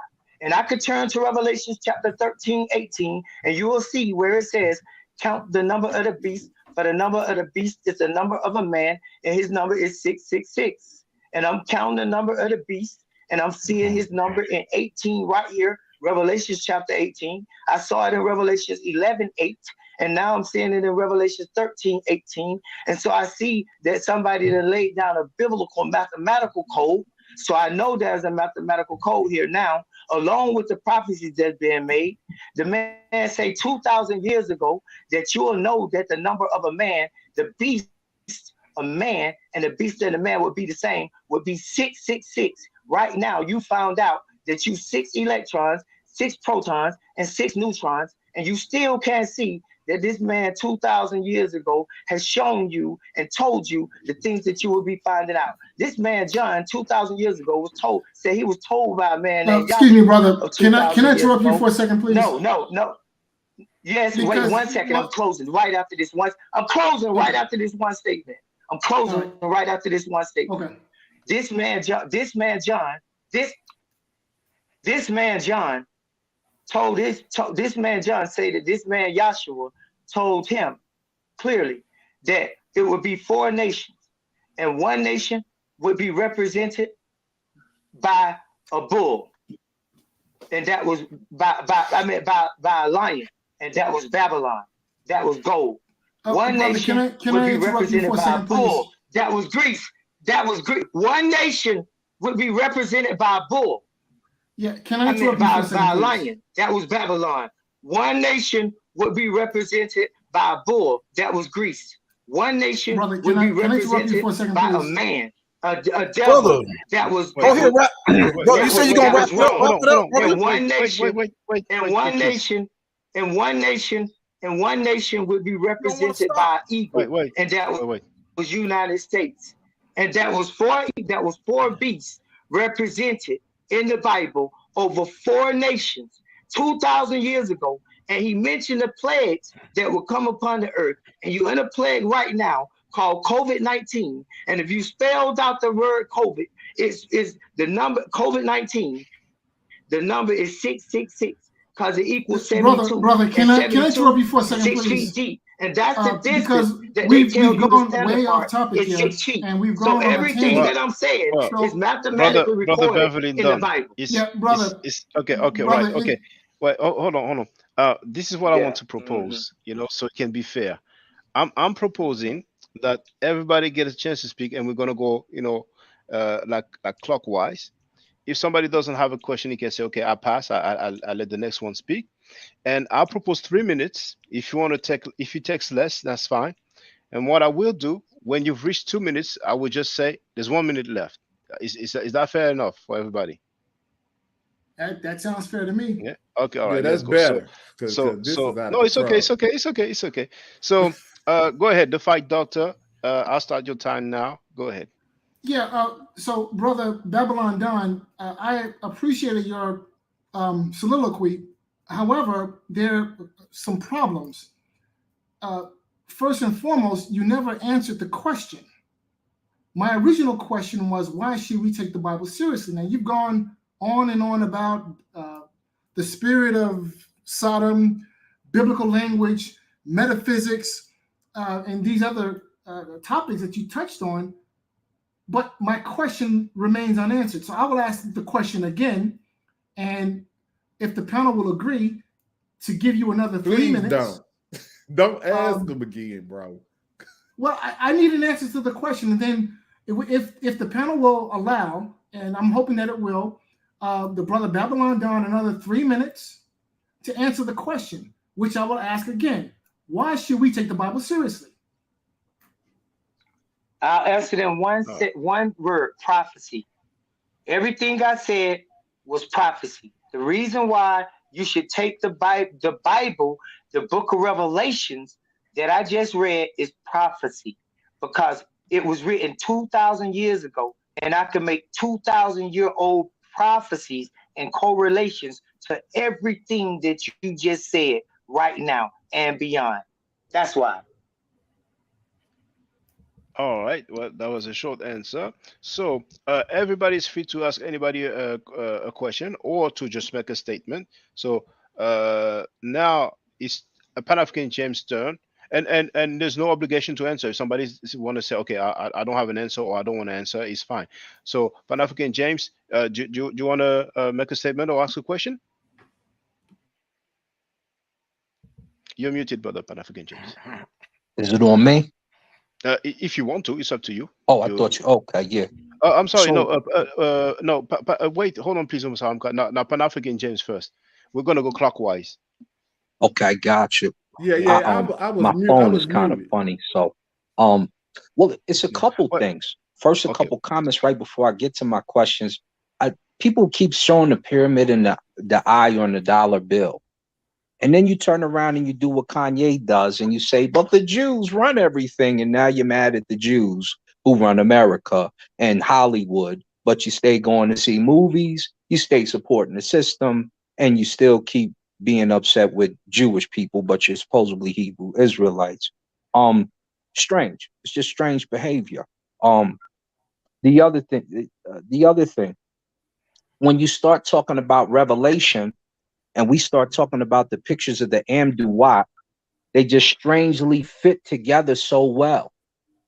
And so the pictures of the Amduat look just like the descriptions of your revelations often. I believe John H.C. Skippy put a book out on it. I think I got it right over there too. So we may get into that today concerning. And then the third thing, my brother, my Hebrew Israelite brothers, because y'all are brothers. Y'all are brothers.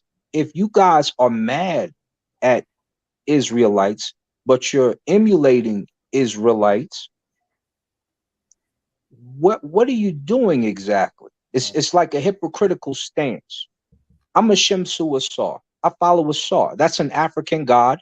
We know it's connected to African ancestry. We can trace it back all the way to where I'm DNA generated, the Congo, where we see the Congo brothers, what you would call the Twa, being taken over there, as well as going over there, buried in Abju, what you would call Abydos, and doing the Asarian dance.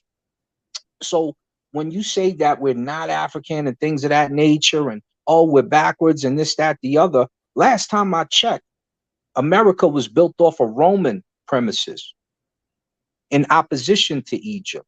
They just admired Egypt because all of the ancient world did. So you as a Hebrew Israelite, what is your stance concerning how we are Israelites? You know, when you have old ancient Hebrews like Benaiah, son of Yah, who was buried in Egypt as Paheka Amen. And remember, he had the choice to change his name back to Benaiah. He chose Paheka Amen, servant of Amen, over son of Yah. Where's your real stance at? Why are you guys so upset with ancient Kemet? You know that you didn't have issues with ancient Kemet until the Ptolemies. So why are you mad at the black folk in ancient Kemet? Okay, it doesn't show well when I try to show it. So, Brother Babylon Don, do you want to respond to that? You're muted, Brother The Babylon last Don. question right there was, you know you didn't have problem with the ancient folks in ancient Kemet, the black folks. You had issues with the Ptolemies. I would love to answer the beautiful question before anybody make another comment. Yeah, no, okay, well, it's on you, brother. Brother Don, go ahead. It was a beautiful series of questions, brother. I want to say that, and I see that you have read, and I really like that. So I would like to start right where we picked off. Now, you assume that I don't like the Jews, but I'm quite sure you're familiar with the scripture that reads, I know those who say they are Jews and they are not. I know those who say they are of Judea and they are not of Judea. They are the synagogues of Satan. So that statement by Yahshua, the Messiah, who wrote the book I'm quoting, tells you that there will be a set of people that will come and say that they are of Judea or Jews, and they are not. That set of people are called Ashkenazic and Sephardim. They call themselves Jews. Now, Ashkenaz is the son of Gomer, who is the son of Japheth, who is the brother of Shem. Ashkenaz, being the brother of Shem, cannot be a Jew. Ashkenaz is a Japhethite or Gomerite. So Ashkenaz, Jew, is someone calling themselves a Jew, and it's the synagogues of Satan. And there is no Sephardic or Ashkenaz of the 12 mentioned among the names of the 12 tribes of Israel. So there's no Ashkenaz or Sephardic Jew. So these are the synagogues of Satan. Brother. As for Kanye, you assume that we like Kanye or some Hebrew Israelite group that associate themselves with Kanye, which I do like Kanye. Hey, he is a great artist, yay. And he has a biblical name, yay, meaning you. Now your name is Shimsu. That's the name of my tribe, the Shem people, the Shemites, not Semitic, but the Shemitic. And the Shem priests of Egypt are my people. So you're right. We are the Osar people. We know who we are. And when you say Abju or Abidos, do you know what the Abju is? I leave you with that question. And do you know what the Abidos is? Abju is the fish. And I mentioned that Egypt, that's right, the part of fish that swallowed the penis of Osiris. All right, Brother Babylon, that's 3 Now, minutes. the That's 3 Roman, minutes, brother. when I Brother mentioned Babylon. Roman, okay, last Yeah. one. Okay, go ahead. Yeah, thank you, brother. We have time. So, Pan African James. Oh, we lost Babylon Dawn. Feel free to come Yeah. back if you can hear us, brother. If the question is directed at the brother Babylon Dawn, it's probably best to wait for him to come back. Did you want to ask a question for Babylon Dawn, brother? It's not. I don't even think he needs to be here. I mean, No, we don't say all. that. Don't say that, brother. Don't say that. I'm just saying. I'm not talking about it in a physical way. I mean, like not in no type of negative way like that. But what I mean is, what I have to say, it's just not going to even matter anyway because he's going to do what he's going to believe what he wants to believe anyway. Let's be But before brother Asar had asked the question that he asked, he was talking about that he could go back 2,000 years with the written script of his people or his history. But I'm just trying to figure out, like, why would you do that when you know that it's people that was writing prior to that? So it seemed like from his last answer that he's saying that he's going to now conjoin the Hebrew history with the Egyptian history and just call it a day. That's what it seemed like he just said before he got off the call. Like he said that what Asar is, that's conjoined to Shem. He's conjoined Shem with the Shem Su now. You see what I'm saying? So this is how these people shift the goalposts after history gets revealed to them. They don't discard the falsehood of it. They just remix their history off into the history that's the truth and keep it moving and then try to confuse the next generation with a remixing of the falsehood that they created just to hold on to what they want to hold on to. That's what he just did. This man said he's a Shem Su Heru. He said, yeah, I'm Shem. You see what I'm saying? That's crazy. You know what I'm saying? Y'all got to just listen to what he just said.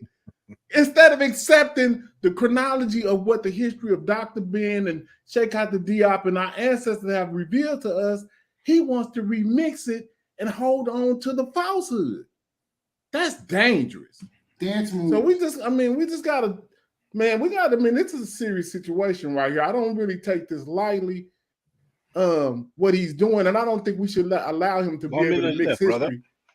We shouldn't allow him to mix history in with with the falsehood that he just did. He just perpetrated on us right live on this show. That was just crazy. And then we didn't even have a chance to rebuttal and then be like, man, that's not true. You know what I'm saying? Like, he has to come up with some type of documentation to prove what he just said. And I end right there. All right, that's 2 minutes 30 seconds. Now, Brother Babylon Dawn, do you want to respond to that? Looks like the brother is not there. So what we can do is Radio One's turn now. Is it a statement you wanted to make or question to us? Oh, here's Babylon Dawn is back. Brother Radio One, well, feel free, Radio One. You want to speak? Yes, Okay, brother. Can you hear me? Now. Yes, loud and clear, brother. Feel free to speak. I start your time now. Peace, Shaka. Peace, brother Fight Doctor. Peace, Pan African James. Peace, Asar M. Ka, and peace, Babylon Dawn. I want to first of all say to brother Fight Doctor, when you asked me about yesterday about the peninsula, the Greek word that's used for that is called Akti, AKTE. Okay, it means peninsula, promontory, headland, and coast. Yeah, so it can mean coast and all. Yeah, but it's called Akti, AKTE. That's the Greek word that was used. Yeah, yeah, just I'm saying you can look that up if you want to, but yeah, that's the word that it's referring to when I read that passage yesterday from Herodotus. Yeah, that's the word. Now I got a question for Brother Babylon Don, but he took off. So yeah, I'll look into that word. Thank you. Yeah. That's yeah, it means headland, you know, it can yeah, it's all the same meaning, coastal region, headland, you know, just what I say, like the it's pretty much all the same thing. But yeah, okay, yeah, I got a question for Babylon Dawn. Yeah. Okay, there he is. Yeah, brother Babylon Dawn. Okay, now I heard you mention the Jews being descendants of Ashkenaz or the son of Japhet. So that tells me that you believe in the biblical genealogy in the Table of Nations, correct? Well, there was 1 minute left, but if you stop Yeah. there, then you know the time will be over, and he will No, he just can go close. ahead. He said, "I Yeah. believe in what? I'm Do you willing to believe wait." in He said, "I believe in what?" the biblical genealogy and Table of Nations? No. If you're talking about the Hebrew Israelite 12 tribes, no. No. The Table of Nations mentioned in Genesis 10.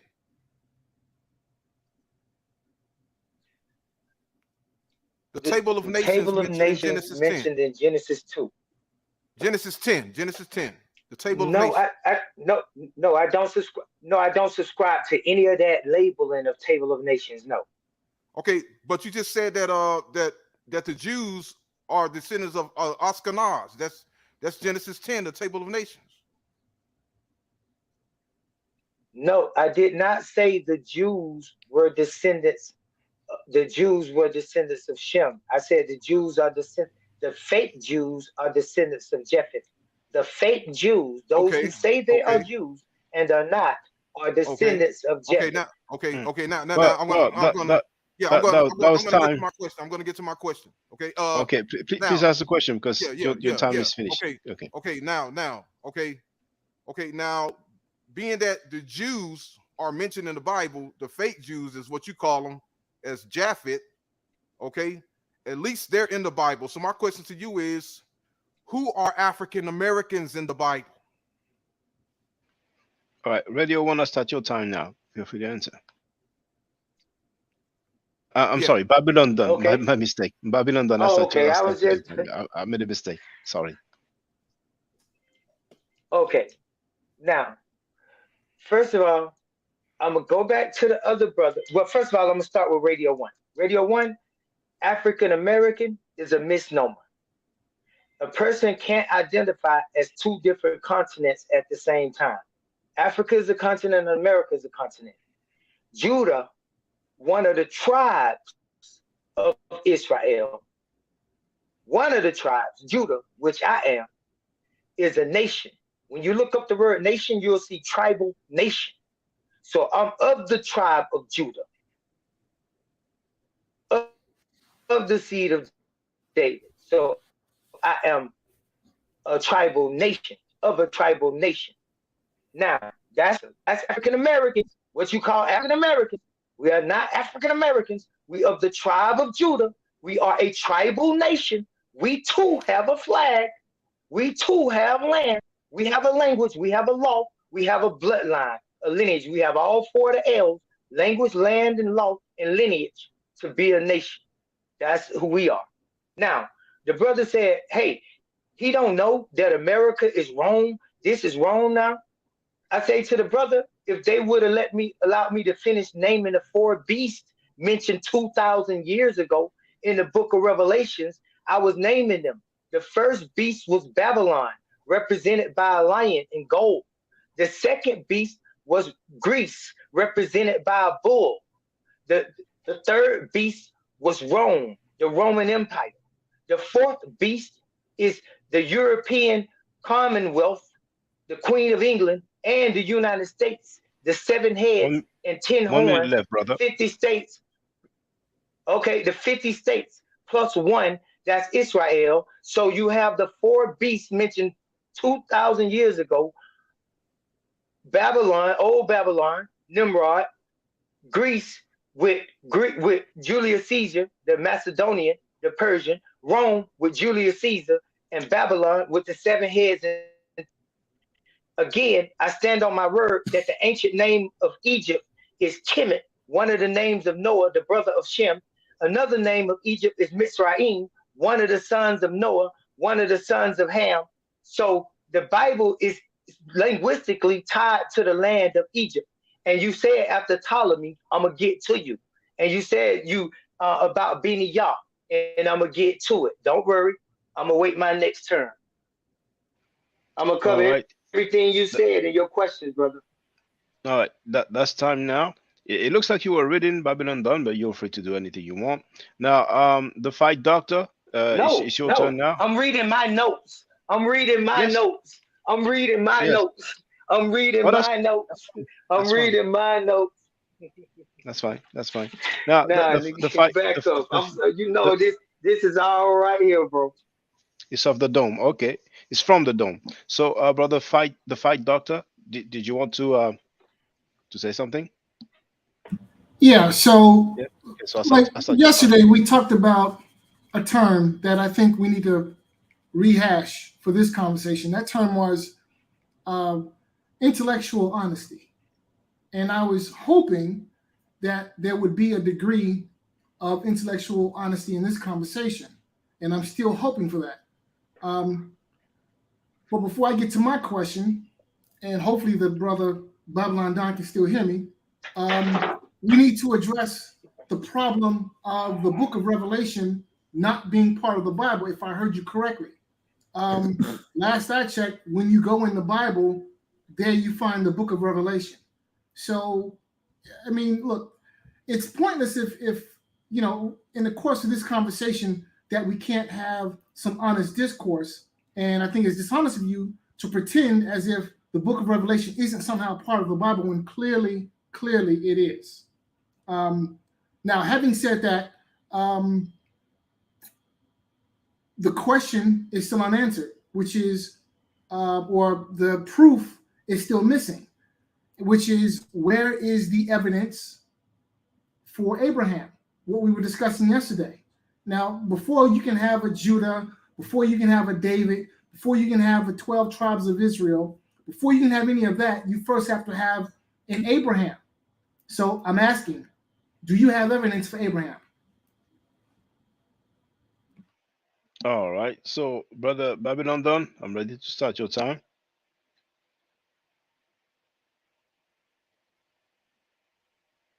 But you are muted, though. Okay, now you're unmuted. So I'll start your time. Okay. Brother Shaka, before we start the time, we need to be clear on the question. The question is, where is the proof of Abraham? That's the question. So, okay, the question is, okay, go ahead. Yes. The question is, where is the evidence for Abraham? All right. So now I'm starting your time, brother Babylon Don. Brother Babylon Don, feel free.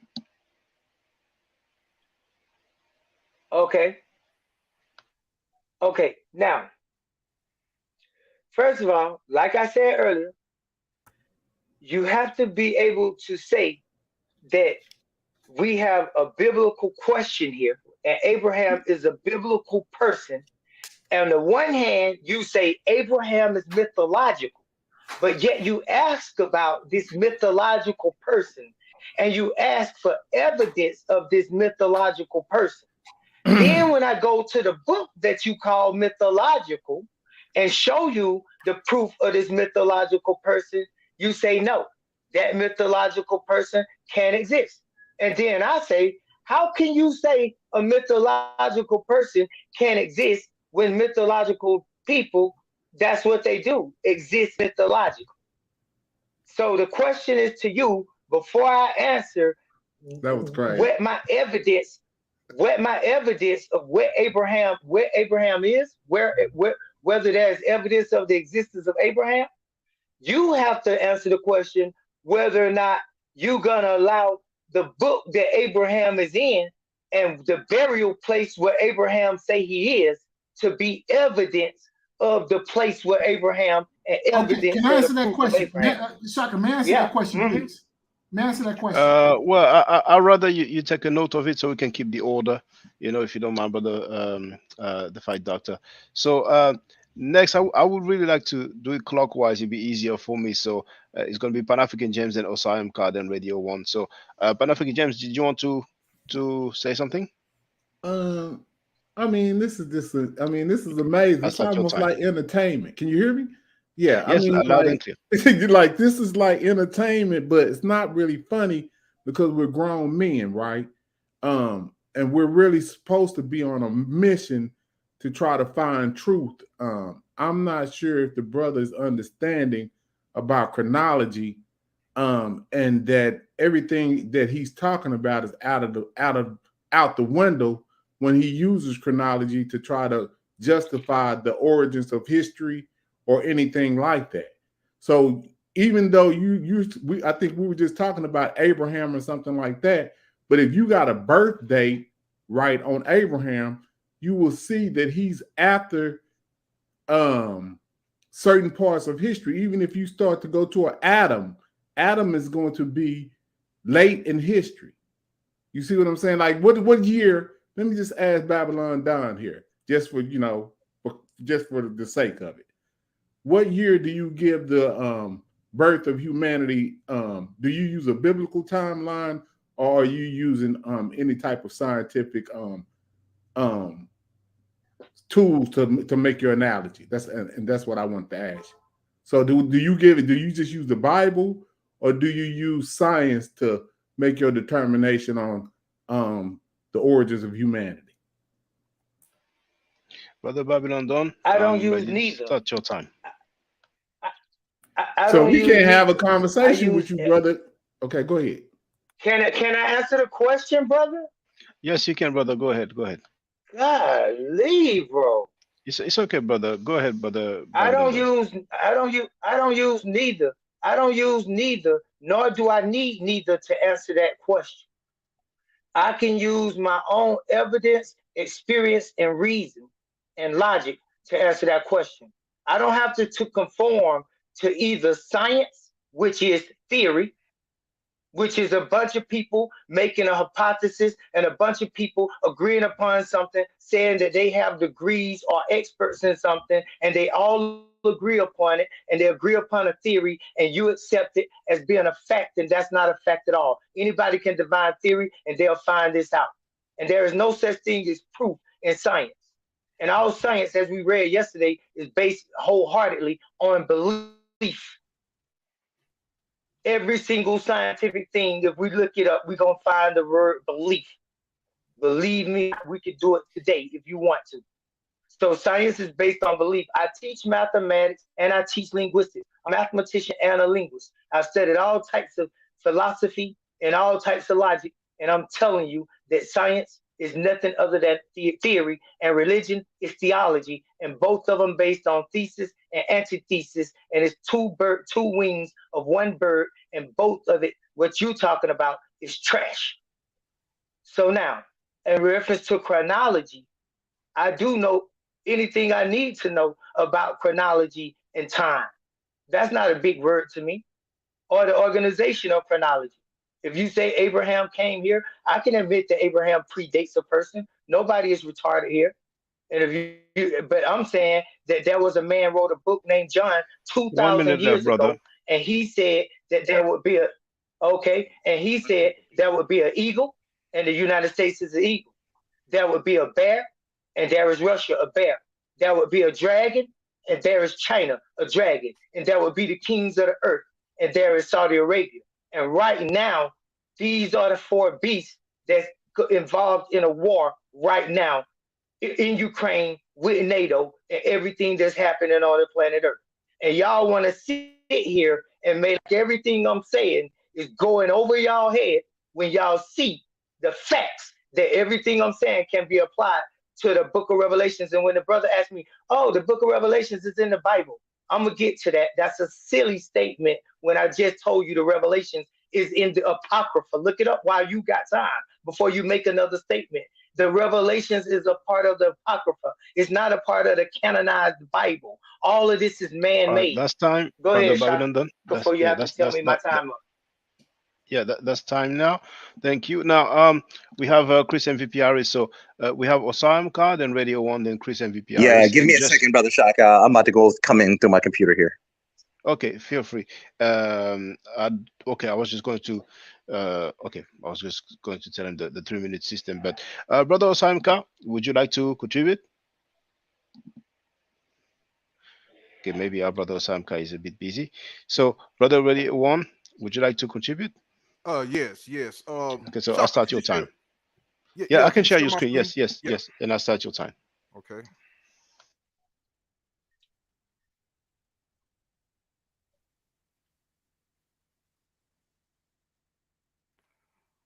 Okay. Now, I'm going to respond to what the brother said. Okay. Now, first, okay, this is Israel on Wikipedia. Okay, and I just want to we're going to go through this again. Okay, and I don't know how many times I got to tell you, but you are dead wrong when you say Israel is in Africa. Okay, and it says here, Israel. Okay, officially, the state of Israel is a country in Western Asia. Okay, it doesn't say Africa. It doesn't say Northeast Africa. It says Western Asia. So that debunks your claim that Israel is in Africa. I've been telling you that all along, but you're not listening. Israel is not in Africa. Israel is in Western Asia because Africa and Asia has to do with borders. It has nothing to do with the tectonic plate. Okay, now if you're going to say Israel is on the tectonic plate, that doesn't mean that it's in Africa. Okay, that just means a small part of the tectonic plate is in Asia. Okay, so Israel is not in Africa. Africa is the bigger part, is the large part, the majority of the tectonic plate. That is Africa. Okay, so you're wrong in saying that. Okay, now, and I'm gonna go to the table of nations map here. Okay, now because you sit up there and said that we African Americans are from the tribe of Judah and we're from Shem, okay? And I asked you about the Ashkenazi. Okay, we can see here on the map here. Can you guys see that? Let me blow it up some. We see here yes, that we can see it, and you have 1 minute left, brother. Yeah, Japhet is in the north here, okay? Japhet, look, Ashkenaz, okay, right here in the north, okay? At least those fake Jews you talk about, at least they're mentioned in the Bible, okay? But you sit up here telling us that we are Israel and Judah, okay? Or we come from Shem, okay? But we see here, Shem is over here in Asia. Look, we come from West Africa, okay? Shem, Judah, Israel, that is not you. That has nothing to do with you. That is all the way over here in Western Asia. So you cannot sit up here and tell us that we are descendants of Shem and Judah when we're looking right here on the map and seeing that it has nothing to do with West Africa. We come from West Africa, okay? Unless you can prove that the slaves were taken from Israel or Canaan or their area from the land of Shem, this has nothing to do with you, and you're living a lie, and you got to stop lying to our people, okay? We are not Shem. That's time, brother. Radio One. Yeah, we are not Israel, and Israel is not in Africa, and I'll end on that. All right. So, brother Samka, you were supposed to be before Radio One, so now that you're here, did you want to say something? Oh yeah, absolutely. Yeah. Okay. So I'll start. What up, Asar? Long time no see. Brother Chris with my Steeler wear on over there. You know what up, boy? What's good with you? Man. Let me state this for my brother. I always hear Israelites quoting the Bible. No Israelites that I know quote the Tanakh. And I had a discussion with a few of them concerning because when we go into stuff like Bitten 57, there's a beef, and Jesus professes to the beef that he was wrong in self-worship. This is in your Tanakh. And not only that, the Toledet Yeshua says that Judea and Jesus are fighting in the sky, and Judah knocks him into a urinal, and he comes out smelling pissy, and then he shoots him with a a sperm arrow and kills him. This is in the Bitten and the Toledet Yeshua. And this is why I'm assuming that most Hebrews don't usually get into their Tanakh, because the Tanakh defends Judah, which you guys usually Lion of Judah, but then you still uphold Yeshua. But it says Ankh, who is the brother in that particular story from Egypt, calls he's a necromancer, as they say, and he calls them alive. And when he calls them alive, he asks them how they reside. Jesus said, I am in the hellfire. So if you're a Jew, my brother, and let me show you guys something real quick. If you've never seen this book before, I'm just going in the bathroom because we got babies, as y'all heard. My man, John H.C. Pippi, PhD, who I helped him with a few of these things in this book. But you can see right here, I showed this in a few debates. These are the same names of the Israelites. And we have the names from the Amduat. You have 1 minute left, brother. Okay. Oh, we got time. So we see the names from the Amduat right here. This is where the Jews get their names from. And so to sum this up real quick, because like I said, if we go into the Amduat, we'll find a lot of information concerning. But in the Bitten, Judea, Bitten 57a, I want to say, Judea beats up Jesus. How do you still defend Jesus knowing that Hebrews and Israel defend Judea over Jesus, and Judah in particular? My good brother. All right. Bobby London, I'm sorry, because actually after Radio 1, I was supposed to let you reply. Chris MVPR, you're next. Just to let you know, maybe you've heard it before you got on the panel, but we have 3 minutes, and when there's 1 minute left, and I'm just saying, there's 1 minute left, brother, and then people don't have to contribute. If they want, they can pass, and they don't have to speak for 3 minutes. Of course, if they want to make it shorter, they can make it shorter. And of course, if the question is directed at somebody, then that person, is entitled to respond. So, Brother Babylon Don, did you want to respond to what was said so far by Radio 1 and Osaimka? Brother Babylon Don, yes, did I you want? sure would. Yes. Okay. So I'll start your time now.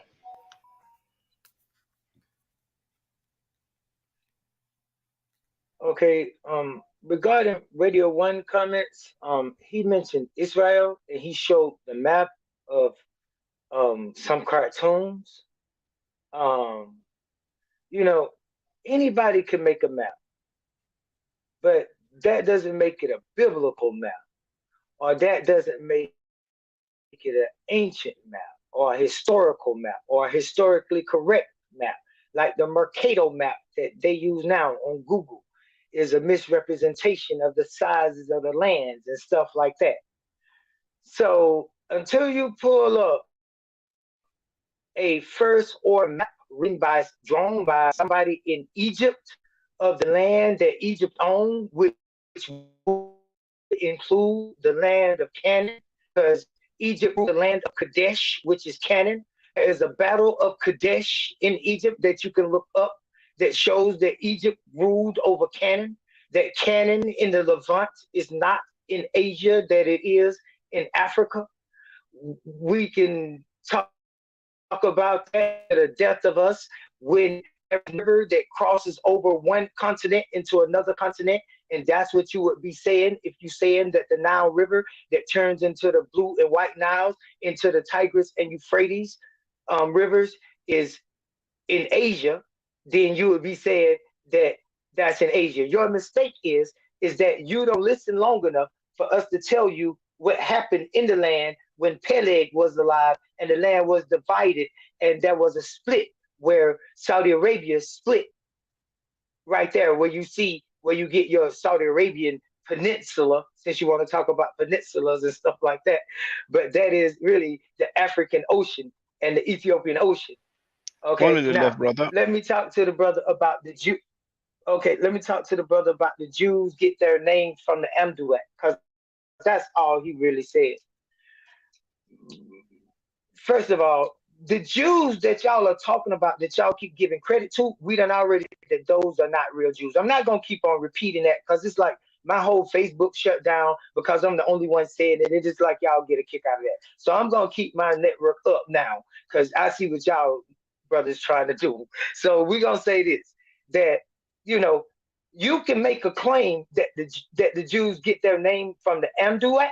I don't know which set of Jews you talking about, whether you talking about us, the real tribe of Judah, or the fake Jews that's the tribe of Ashkenaz or Sephardics. However, we don't get our name from anywhere. I didn't prove that the name of Egypt, the priest in Egypt name is Shem. Can anybody deny that? Answer that. It's the priest name is Shem. All right, that's time. And it's the That's second time, set of brother. priest It's name named I Sem, actually. Sem, not Brother Shem. Babylon, yeah, Sem. I said that's Shem. time. I said That's Shem. time. Sem. Yes, No, that's not time, brother. No Shem with an Like priesthood. SH. Kemet. It's Sem. Right. Sem No The priest. priesthood in KH, Egypt is the called KH Shem. and the SH the same. That's time. Yes, please, No, please. SEM. Shem I would Su like to is ask a a question different real word for quick. follower. Okay. Yeah.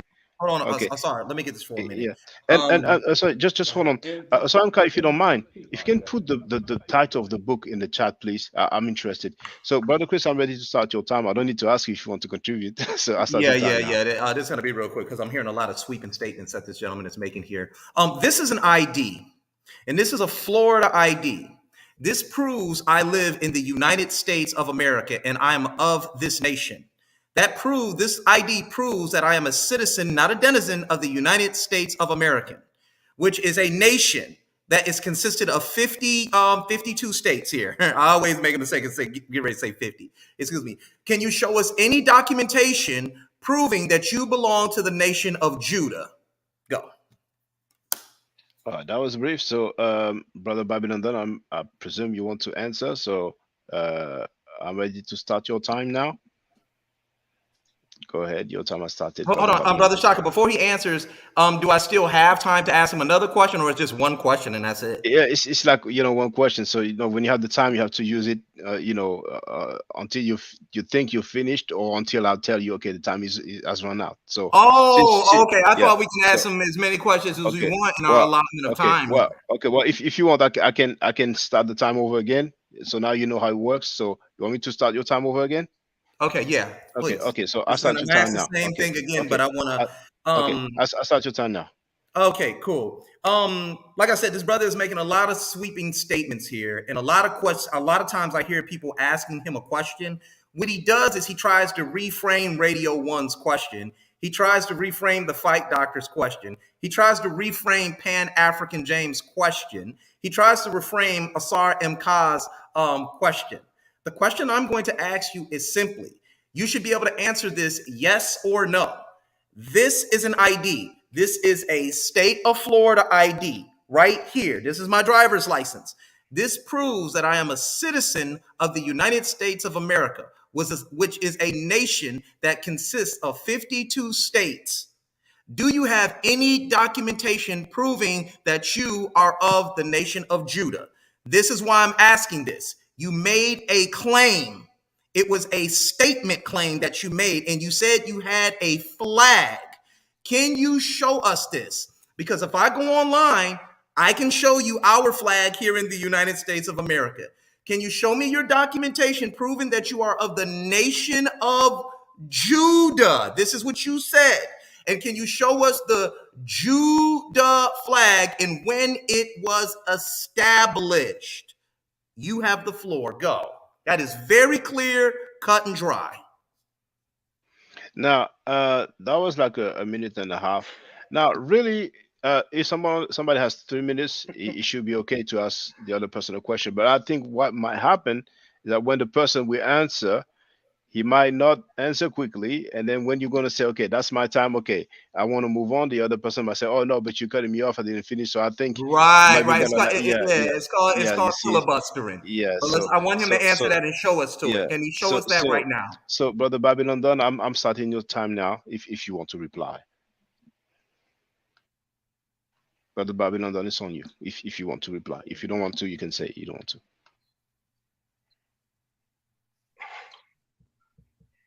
And so the question is not even a realistic question. Like the question don't even make sense to say like, hey, I have proof. I have an ID. My ID is proof. Your ID don't prove nothing to me. Your ID could be as fake That's a as good you enough are. answer. He doesn't have Your it. money. That's a good Your enough answer. money. He doesn't Wait, have the Chris, ID. No, you cannot. you have You to leave. cannot Yeah, interrupt me, yeah. bro. It's You okay. don't I'll know the give you. rules. You Wait, cannot it's okay. interrupt me. It's okay, Babylon. I'll give you an extra 10 seconds. Okay, go ahead, Brother Babylon. Then. Okay. Your ID could be as fake as you are. Your money could be counterfeit as you are. I have no reason to believe because you go online and show me a flag with 50 stars on it that you part of a nation with 52 states. If your nation has 50 stars on it and your flag has 50 stars on it, and you say you got 52 states in your nation, then all of your states are not even represented on your flag. Secondly, I heard your president say you only have 51 states. And I heard your other president say you have 57 states. So I think you need to answer the question, how many states in the nation that you live in? And you can't. You don't know how many states in the United States. And before this thing go off, I want you to tell us exactly how many states in the nation that you claim to be a part of, called the United States. Okay, can I finish? Can I so reply that you can keep briefly your to this time, real quick? Shaka. No, it's not your turn. I'm It's sorry. somebody else's turn. You You don't actually get just to finished. respond on I that. have a right to reply. He said he would give me 10 I didn't seconds. ask you nothing. You wait. You I'm not answer when about it's to your ask you turn. anything Hold else. on, You're very immature. God, you always come somewhere thinking you're gonna run something, bro. One moment. You Okay. like a little chick. Okay. No, Name calling ad some hominem priest. needed. It's not needed. It's not needed. It's not. No, I'm gonna have to move on somebody. But actually, when we started, I think we had 4 guests. Now we have 6. So I propose that we move to 2 minutes. So when 1 minute is gone, I will just say 1 minute left. So now we are back to the fight doctor. So did you want to say something, the fight doctor? Yeah. So okay, so I'll start your time now. Again, intellectual honesty, and I hope that we can be consistent with our logic. Now, you just gave your brother a lecture about the validity of his ID and whether it proves anything or not. I want you to hold on to that same line of thinking. Now, with regard to the question concerning Abraham, you seem to think that the Bible is a source or is evidence for Abraham's existence, and it is not. Reason being is because the Bible is not a primary source. Now, the story goes that the Bible, the first 5 books of the Bible, the Torah, was written by Moses. Now, Moses comes some years, some generations after Abraham.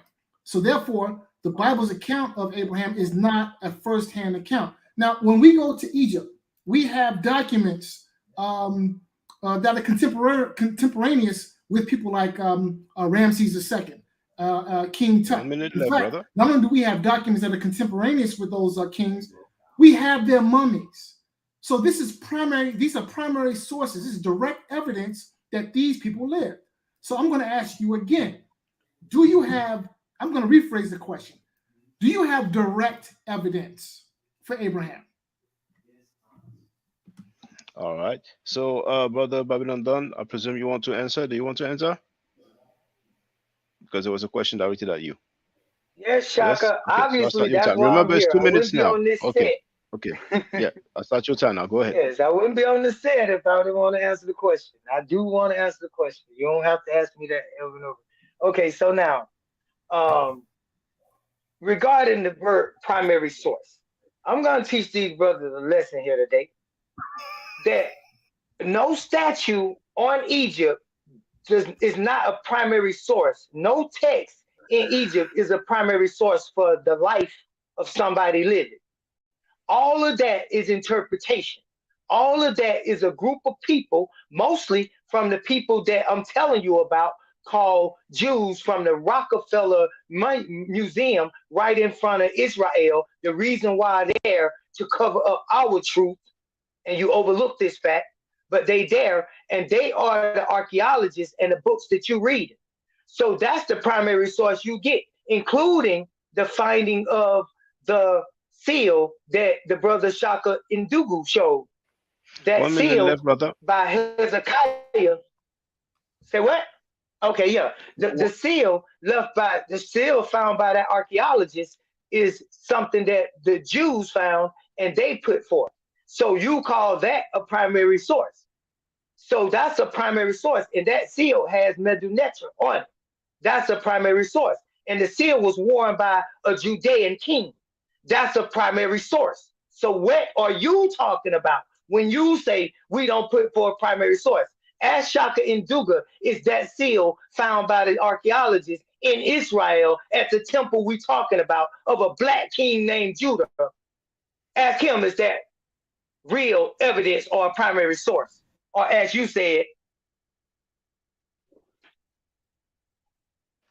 All right. So now it's Pan-African James' turn. Did you want to say something about the Pan-African James? Well, not necessarily Babylon down at this particular time. I think I'm pretty much through having a conversation with the brother. But anyway, you know, I'll start your for the time rest of the panel, I don't know what can we do to try to what do we do to try to have a real dialogue amongst people of like minds without having people interject stuff that we've already clearly went past. You know what I'm saying? And use the information that we have in a constructive way to try to, because we all pretty much have an agreement that the chronology that the brother is using is not correct. You know what I'm saying? So at this particular point, and then, you know, it's seemingly that he's never going to even try to pivot or even try to gain an understanding of what we're talking about to try to maybe even get an understanding of what we're saying. You know, that like we have people like this. So, I mean, it's disheartening, but I think at some 1 minute point, left, what I'm saying is, yeah, I got it. But at what point do we move on in trying to even have these type of conversations with people that are pretty much stuck in their way? You know what I'm saying? Respectfully, you know what I'm saying? Because I don't necessarily have to get him to agree at this particular point, but I do want to try to see what we can do with the information that we can use to try to make it more palatable to the people and valuable. So with that said, I'll close out. All right, thank you. So now it is Radio One's turn. If you want to, did you want to say something, brother Radio One? You're muted, brother. So I'm going to start your time as you unmute yourself. But you're muted right now, brother. Yeah, Okay, can you hear me now? I'll start your time now. Yeah, okay. Now, first of all, this brother Babylon Don, he is in denial of everything. Okay, you say the hell with the Bible, you're in denial of history, you're in denial of geography, and you're even in denial of your own Bible. So pretty much everything you're saying, you're just making it up. Okay, you have no source to back up what you say, because you're in denial of everything. Okay, now you sit up here and said Israel is in Africa when I just showed you on Wikipedia where it says Israel is in Asia. Now, why do the map makers place Israel in Asia? Because they're going by what the history says, okay? Not what your fake tectonic plate theory says, okay? That's why Israel is in Asia, okay? Because Israel is not in Africa, because like I told you 1 minute before, left, brother. okay? Like I told you before, okay? Africa has nothing to do with the tectonic plate. Okay, so yeah, you already been debunked on that. Okay, now and you keep saying that Egypt, Israel is in Egypt. Okay, but the point you're not getting is our ancestors were taken from West Africa. Okay, that west coast of Africa, not Israel or their northeastern corner. So you ignored that question.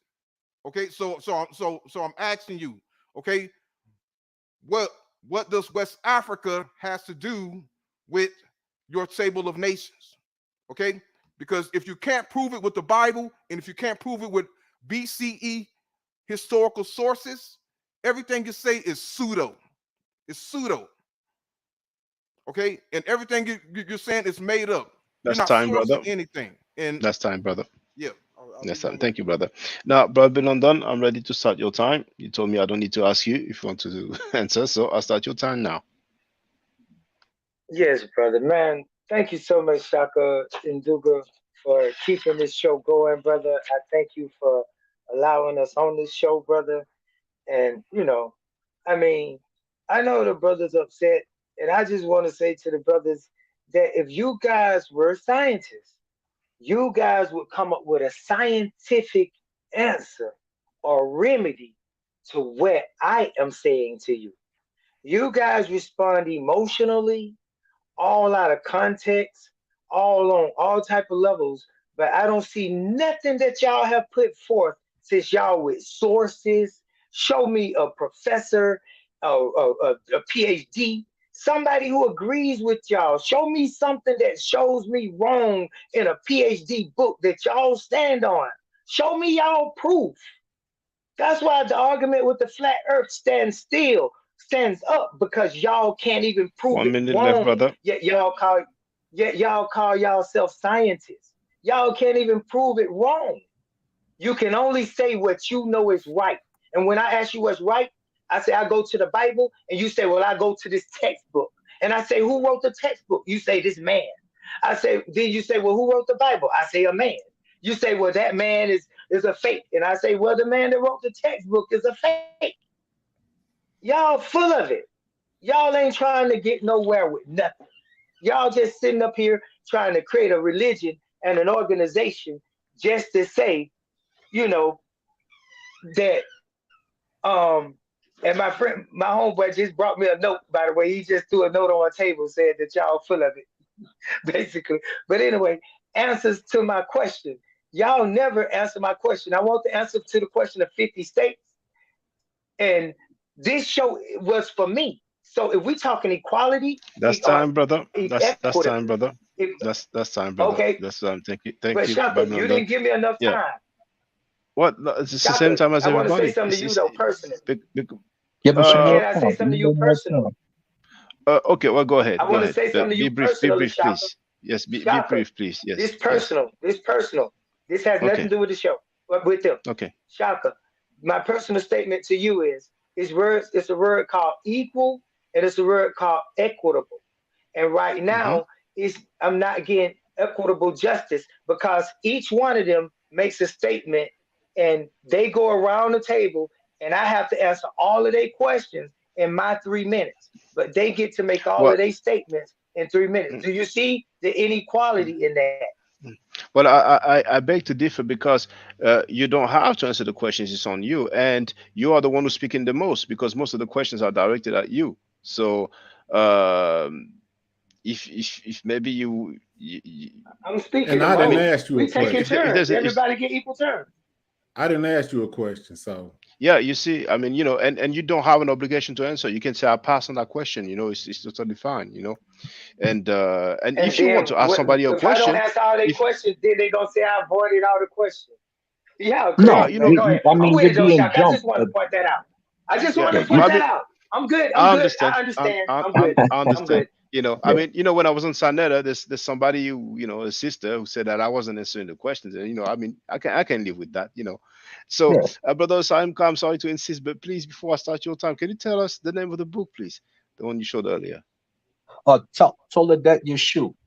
This is the Toledot Yeshu, right? Okay. And How do you spell that, please? TOLEDOT, Yes. new word BOT. Yeshu, YESHU. SHU.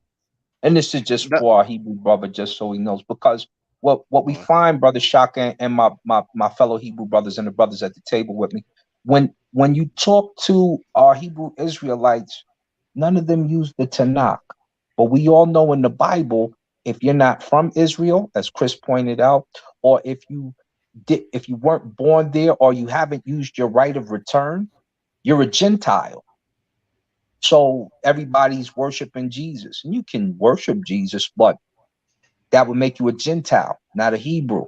And so in this book, I'm just going to point out real quickly, because Jews in Israel feel this way, black, white, whatever. Let me just read this quick paragraph. And brother, if you can, point out what you see as a discrepancy, or how you feel about this book, because hold all on, of Judah does. but Samka, hold on, because I'm about ready to start your time. But you're saying that the no problem. The title of the book is Tole Yeshu. That's the title of the book, right? Yes, sir. And the other one is.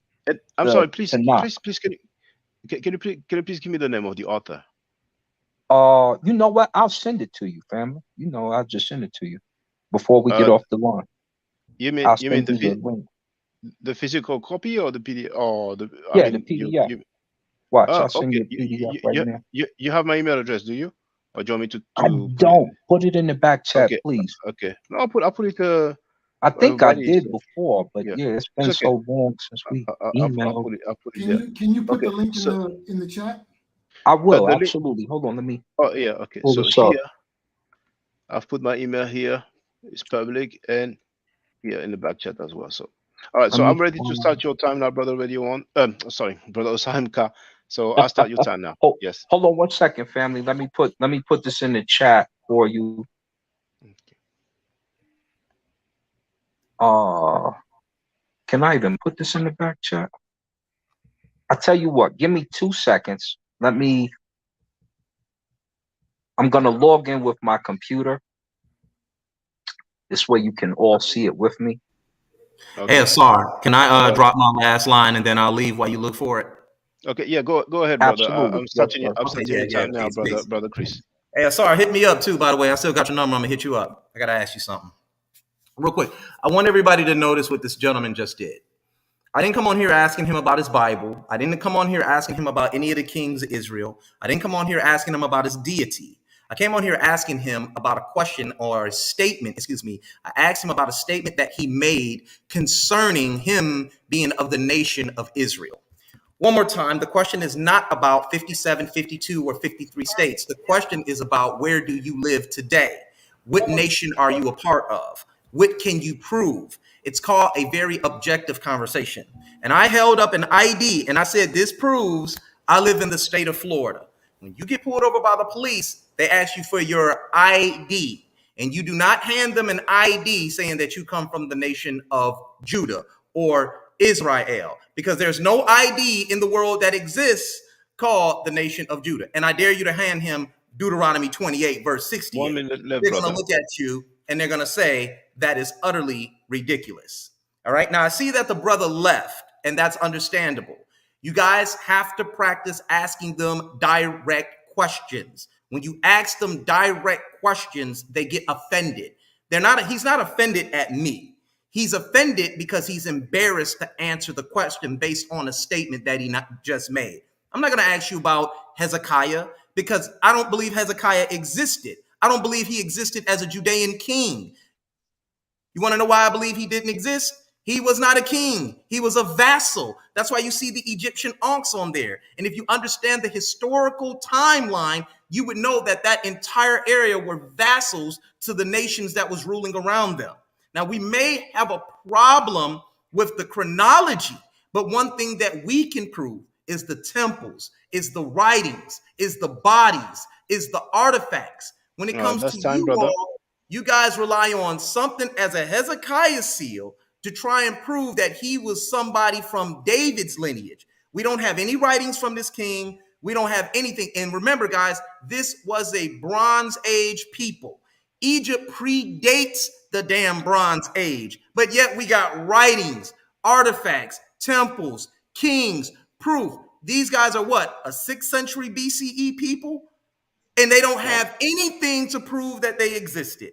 So, like I said, what I'm saying is this: I can close out, but these guys hide your daughters from these guys. They have. See, look at that. Look That at being this. said, I'm peacing out, Shaka. I'm finna clip some of this, and I'm gonna show that this brother says science cannot be proven, which is one of the most ignorant statements I've ever heard. This is what the Bible does to your brain. It's crack. Okay. Thank you for your contribution, brother MVP Chris Harris. Now he did not have a question. So we can move. I think now we're back to the fight doctor. Now, Chuck Morgan, I hope you've seen the link. You are welcome to get on the panel. Come on, brother. I thought it was my turn. Yes, it's your turn. So I'm going to start your time now. Go ahead, brother Osaimka. Can I share my screen real quick? Of course you can. I'm resetting the time, and okay, as soon as I put it on. Okay, so now I'm starting your time, brother. So I'm not going to get into the full story. I'm just going to cover this paragraph, and then I'm going to ask the brother to respond to it. So, however, the connection between the two Hebrew compositions goes beyond the opening episode, which has been the sole focus of the comparison thus far. Both are also characterized by overt, at times brazen, eroticism, a fact that incurred the rage of religious leaders, especially in the case of the Toledat ben Sirah. Both describe homosexual encounters between the evil descendants of Ephraim in the bathhouse and Ben Sirah and Judah, defiling Jesus in this manner in several versions of the Toledat Yeshu. The spilling of semen in vain, Jeremiah in the bathhouse, Judah spraying it on Jesus as he chases him in the sky, and adultery and illegitimate relationships with Lilith, the queen of Sheba, and the animals in the ark in Ben Sirah. The impregnation of Mary by a lustful adulterer, and later her own acts of adultery in the Toledat Yeshu. 1 minute left, brother. Furthermore, like Ben Sirah, Jesus is discovered to be a child prodigy as soon as he is brought before his teacher, and like him, he treats his teachers with arrogance and disdain. So anyone who's read the Tanakh knows this. This is why the Israelites in Israel don't love Jesus or Yeshua. They love Judah. So my Hebrew Israelites, while you're fighting over there, rest your soul, Ben Ami, he thought he was going for a good cause. They didn't even give him his citizenship till he was about to die. And the conversion for Americans over there is 0.something% to get citizenship.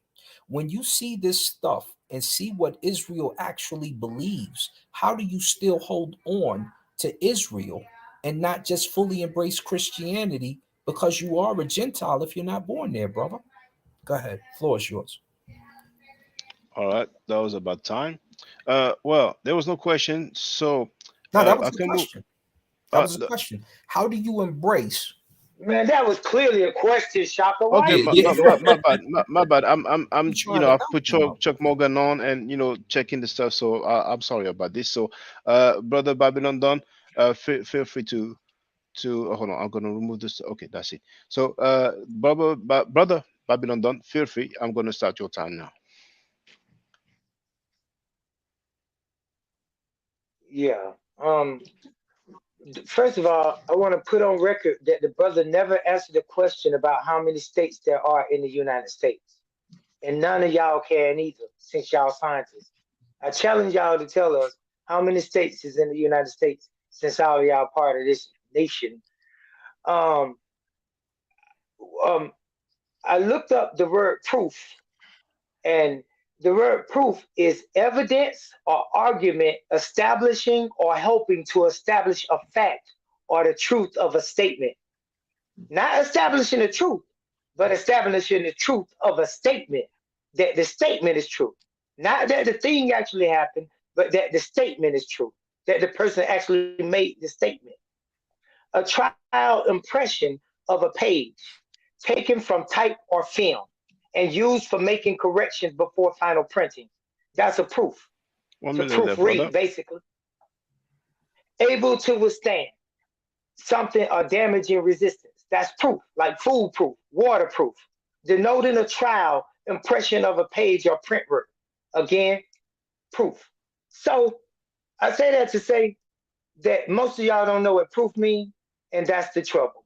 So y'all can't prove nothing, because proof is exactly what I just read.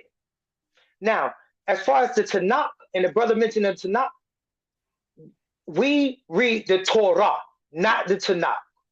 I'm not one of your Ashkenazic or your Sephardic or your Zionist or your um, Jesuit Jews. I'm none of those Jews. So all of that you said is irrelevant. I done told you that the Rockefellers are running that Jewish organization over there, and no wonder Ben-Ami couldn't get citizenship because the devil in control of our land. How silly you sound for even saying that. That's like you saying I can't get citizenship. That's time, brother. That's time, brother. And you know, once again, ad hominems are not necessary, in my opinion. So we have Chuck Morgan. Welcome, brother. It's silly. How That's you not doing? a homonym. Greetings to the panel. How's everyone? All right. In case you don't know, the system is just 2 minutes, you know. Oh yeah. But No, that's good. No, I yeah, just okay. had a quick question for the brother. Was it Babylon Dunn? Yeah. Okay. So I'm going to start your time, okay, brother Chuck? Mm-hmm. Well, Okay, I'm starting your time now. It's more of an inquiry. In regards to the Abraham origins, I just wanted to ask a simple question of, do you know of any text from the city of Ur that's been excavated that mentions Abraham, or any of the stories that are circulating? That was it.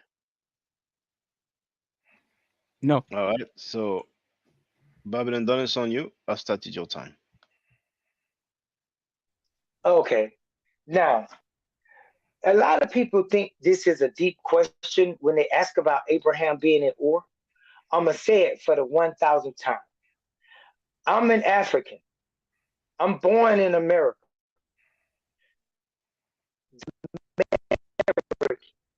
Maybe according to y'all belief that somebody has some right to write that I'm a citizen and I'm born in America and I got an ID and I walk around with it and the ID gonna make me be American. If that's what you believe, go ahead. But just because Abraham family, now the ark, it clearly states that the ark was in Africa and the flood happened and the ark was pushed all the way as far as Arafat. When the ark supposedly landed on Arafat, the people walked down out of Arafat, down into Sumer, down into Egypt, down into Africa. This is what the story tells us, that the people of Noah, they got off the ship, the children of Shem became Shumer, Shinar. Shem became Egypt, the Shem priest. Kemet, Ham became Kemet. Mitzrayim, Ham's son, became Kemet. Nimrod, Cush became Cush. That's Ethiopia. That's Babylonia. What are y'all talking about? Go ahead. I'm done. All right. The fight doctor, it's your turn. I think we need to be asking you that question. I didn't go What yet, are you brother. talking about? Because again, I think you need to understand, and it's a bit two-faced and of you, a clear double standard where you would demand of us that we give you evidence from some PhD, but you refuse to return the favor.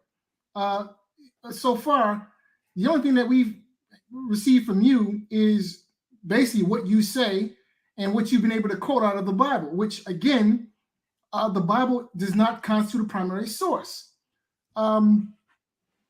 This is ridiculous. The idea that Noah's Ark first existed, you haven't proven that. Two, when did Noah's Ark, when did the Bible say anything about Noah's Ark landing in Africa? Last I checked, Mount Arafat or Ararat is in Turkey, okay? Far from Africa. And you still hold on to this concept that Ur of the Chaldees is in Africa when clearly it is not. So yeah, you need to give up some sources, extra biblical sources, for Noah's Ark having landed in Africa, Abraham being an African, okay, Abraham existing, okay, you need to prove that. And then where is your evidence that African Americans are somehow linked to the tribe of Judah? Because we haven't seen any. You've been talking about that on and on for the last hour, You have not given us an iota, not a thread of evidence, not a shred of evidence that African Americans have anything to do with the tribe of Judah. So I'm sitting here with bated breath, waiting for that evidence. Please, can you show us anything that says African Americans are in any way connected to the tribe of Judah? All right. Ready one. I'm sorry, I've skipped you. So just in 2 minutes, it's gonna be your turn, brother. So, brother Babylon done. Feel free. I'm starting your time now. Okay. So when the brother says extra biblical sources, what he means is there anything other than the book that you use, the book where the story that we talking about, is there anywhere other than the book that the white man says, I can find what you saying? That's all he said. He just said, can you show me where the white man says what you are saying, Babylon done? And I'm saying to you, no, the white man is a liar and a cheat and has told you a lie from the start. And you won't find the truth with the white man. I'm speaking the truth, and the white man is a liar. So no, I cannot give you a white man that'll tell you the truth. Now, as far as extra biblical sources again, if I do an extra biblical source, it'll just be another man. 1 minute You left, say brother. a man wrote the Bible. You say a man wrote the Bible. So you want me to go to another man to prove what another man said. And I'm a man myself. You sound ridiculous. Y'all really need to get up out of the story of somebody needs to provide some sources, and you haven't provided a single source on nothing you said. And African Americans being a part of Judah, we done read all types of scriptures to y'all and done showed y'all how we are in the scriptures as slaves. We fit the prophecy. I done told you 1,000 prophecies on this show. And when people play it back, they're going to see the prophecies that involve Babylon, the United States, Rome, Greece, the European Commonwealth, and all of this is relevant. COVID-19, and you still missing it. I told you they got you standing 6 feet apart, which is the depth Last of time, death brother. for COVID. Last 6 time. feet Thank deep, you, brother. 666. Thank you, brother. Now, Radio One, feel free to speak. I'm going to start your time. Yeah, I'm gonna have to step off after this, brother Shaka, for a while. Now we see what he's doing.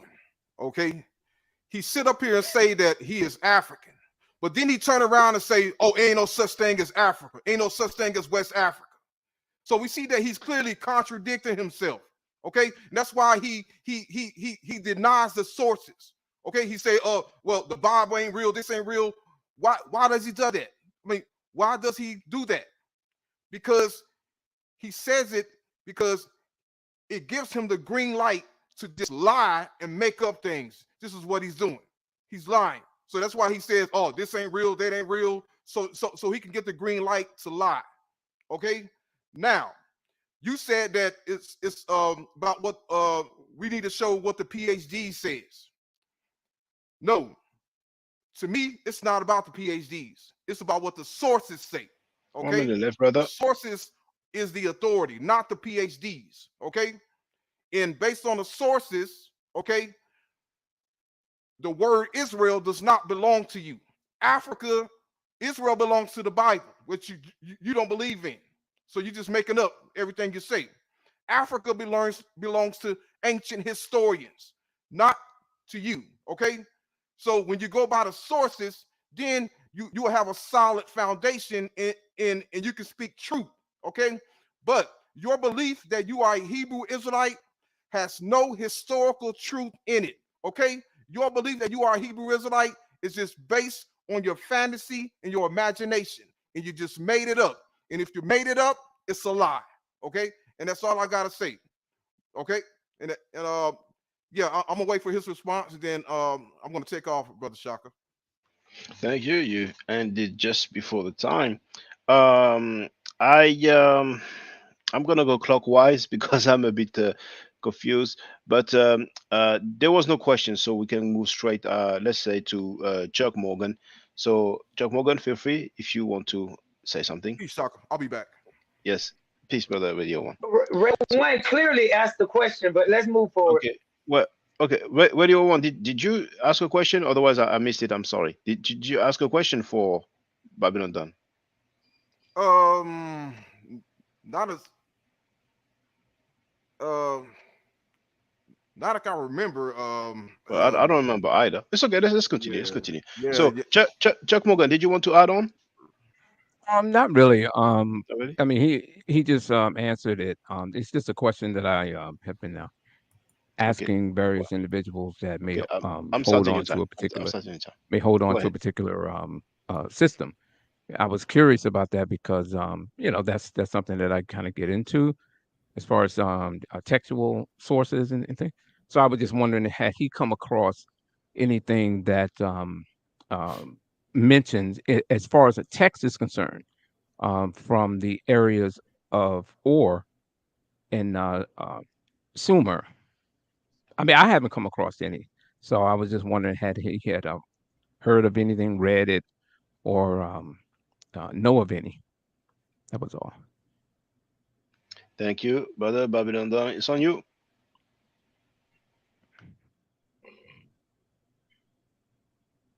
He already answered that question. He said no. But I would like to respond to what the brother Chuck Morgan, if you giving me the opportunity, Shaka. I couldn't really hear the last part. That's why I was quiet. Is it All my right. turn? Okay, I'll start your time again. Yes, it's on you. Okay. Yeah. Once again, Chuck, the it should be fairly easy to see that if the Garden of Eden is in Africa, if the beginning of the Garden of Eden is the beginning of the Nile River, and the Nile River flows out of Africa, and it says it changes into the Pishon and Gishon rivers, and then it turns into the Tigris and Euphrates rivers. And I continuously state that the fact that a river cannot be on two continents, but the Bible states that this river runs from Egypt and it encompasses the whole of that land called Ethiopia. This is in Africa. And so this is our land. And I continuously point out that if Abraham, since Abraham is an African, 1 minute left, brother. his ancestors are all African, from Noah, and even pre-Noah to Adam are all African. Then that would make Abraham an African. And that would make Abraham a Shemite through Shem after the flood. And that would make everybody on their land Shemites, Kemites, or Japhethites. And that's it. All right, thank you. So what I propose is to let the Fight Doctor go and then Pan African James go. And then because it's almost 1 a.m. here, then I will let everybody make their closing remarks starting from Osam basically clockwise, and I will make my last closing remarks. So brother, the Fight Doctor is on you. So I thought I heard you say that the Nile River runs out of Africa and into Mesopotamia, into the Euphrates River. I think that's what I heard you say. My follow-up question. The Nile River is the Euphrates River. The Nile River is the Euphrates River, right? Okay, so first you said the Nile River runs out of Africa. And now you're saying that the Euphrates River is the Nile River. My follow-up to that would be a question, which is, where did you get that crack you're smoking? And can you share some of it? I've yet to see a map that says anything about the Nile River being anywhere on Earth other than the Nile Valley. Now, if you have a map, sir, which illustrates the Nile 1 River minute left, brother, being part of Mesopotamia or having anything to do with Mesopotamia, please share that with us so I can correct myself. But yeah, if it's your understanding that the Nile River is somehow part of Mesopotamia, and is equivalent to the Euphrates River, then I suggest that you find whoever taught you geography and punch that person in the mouth, because that, sir, is well, yeah, it sounds like somebody been smoking crack. That's what it sounds like to me. I can't put it any other way. Sorry. Brother Babylon Don, it's on you. Yeah, well, that was the most backward statement I ever heard. In fact, if you want somebody to share some crack with you, you the one that's sick, brother. That is very silly.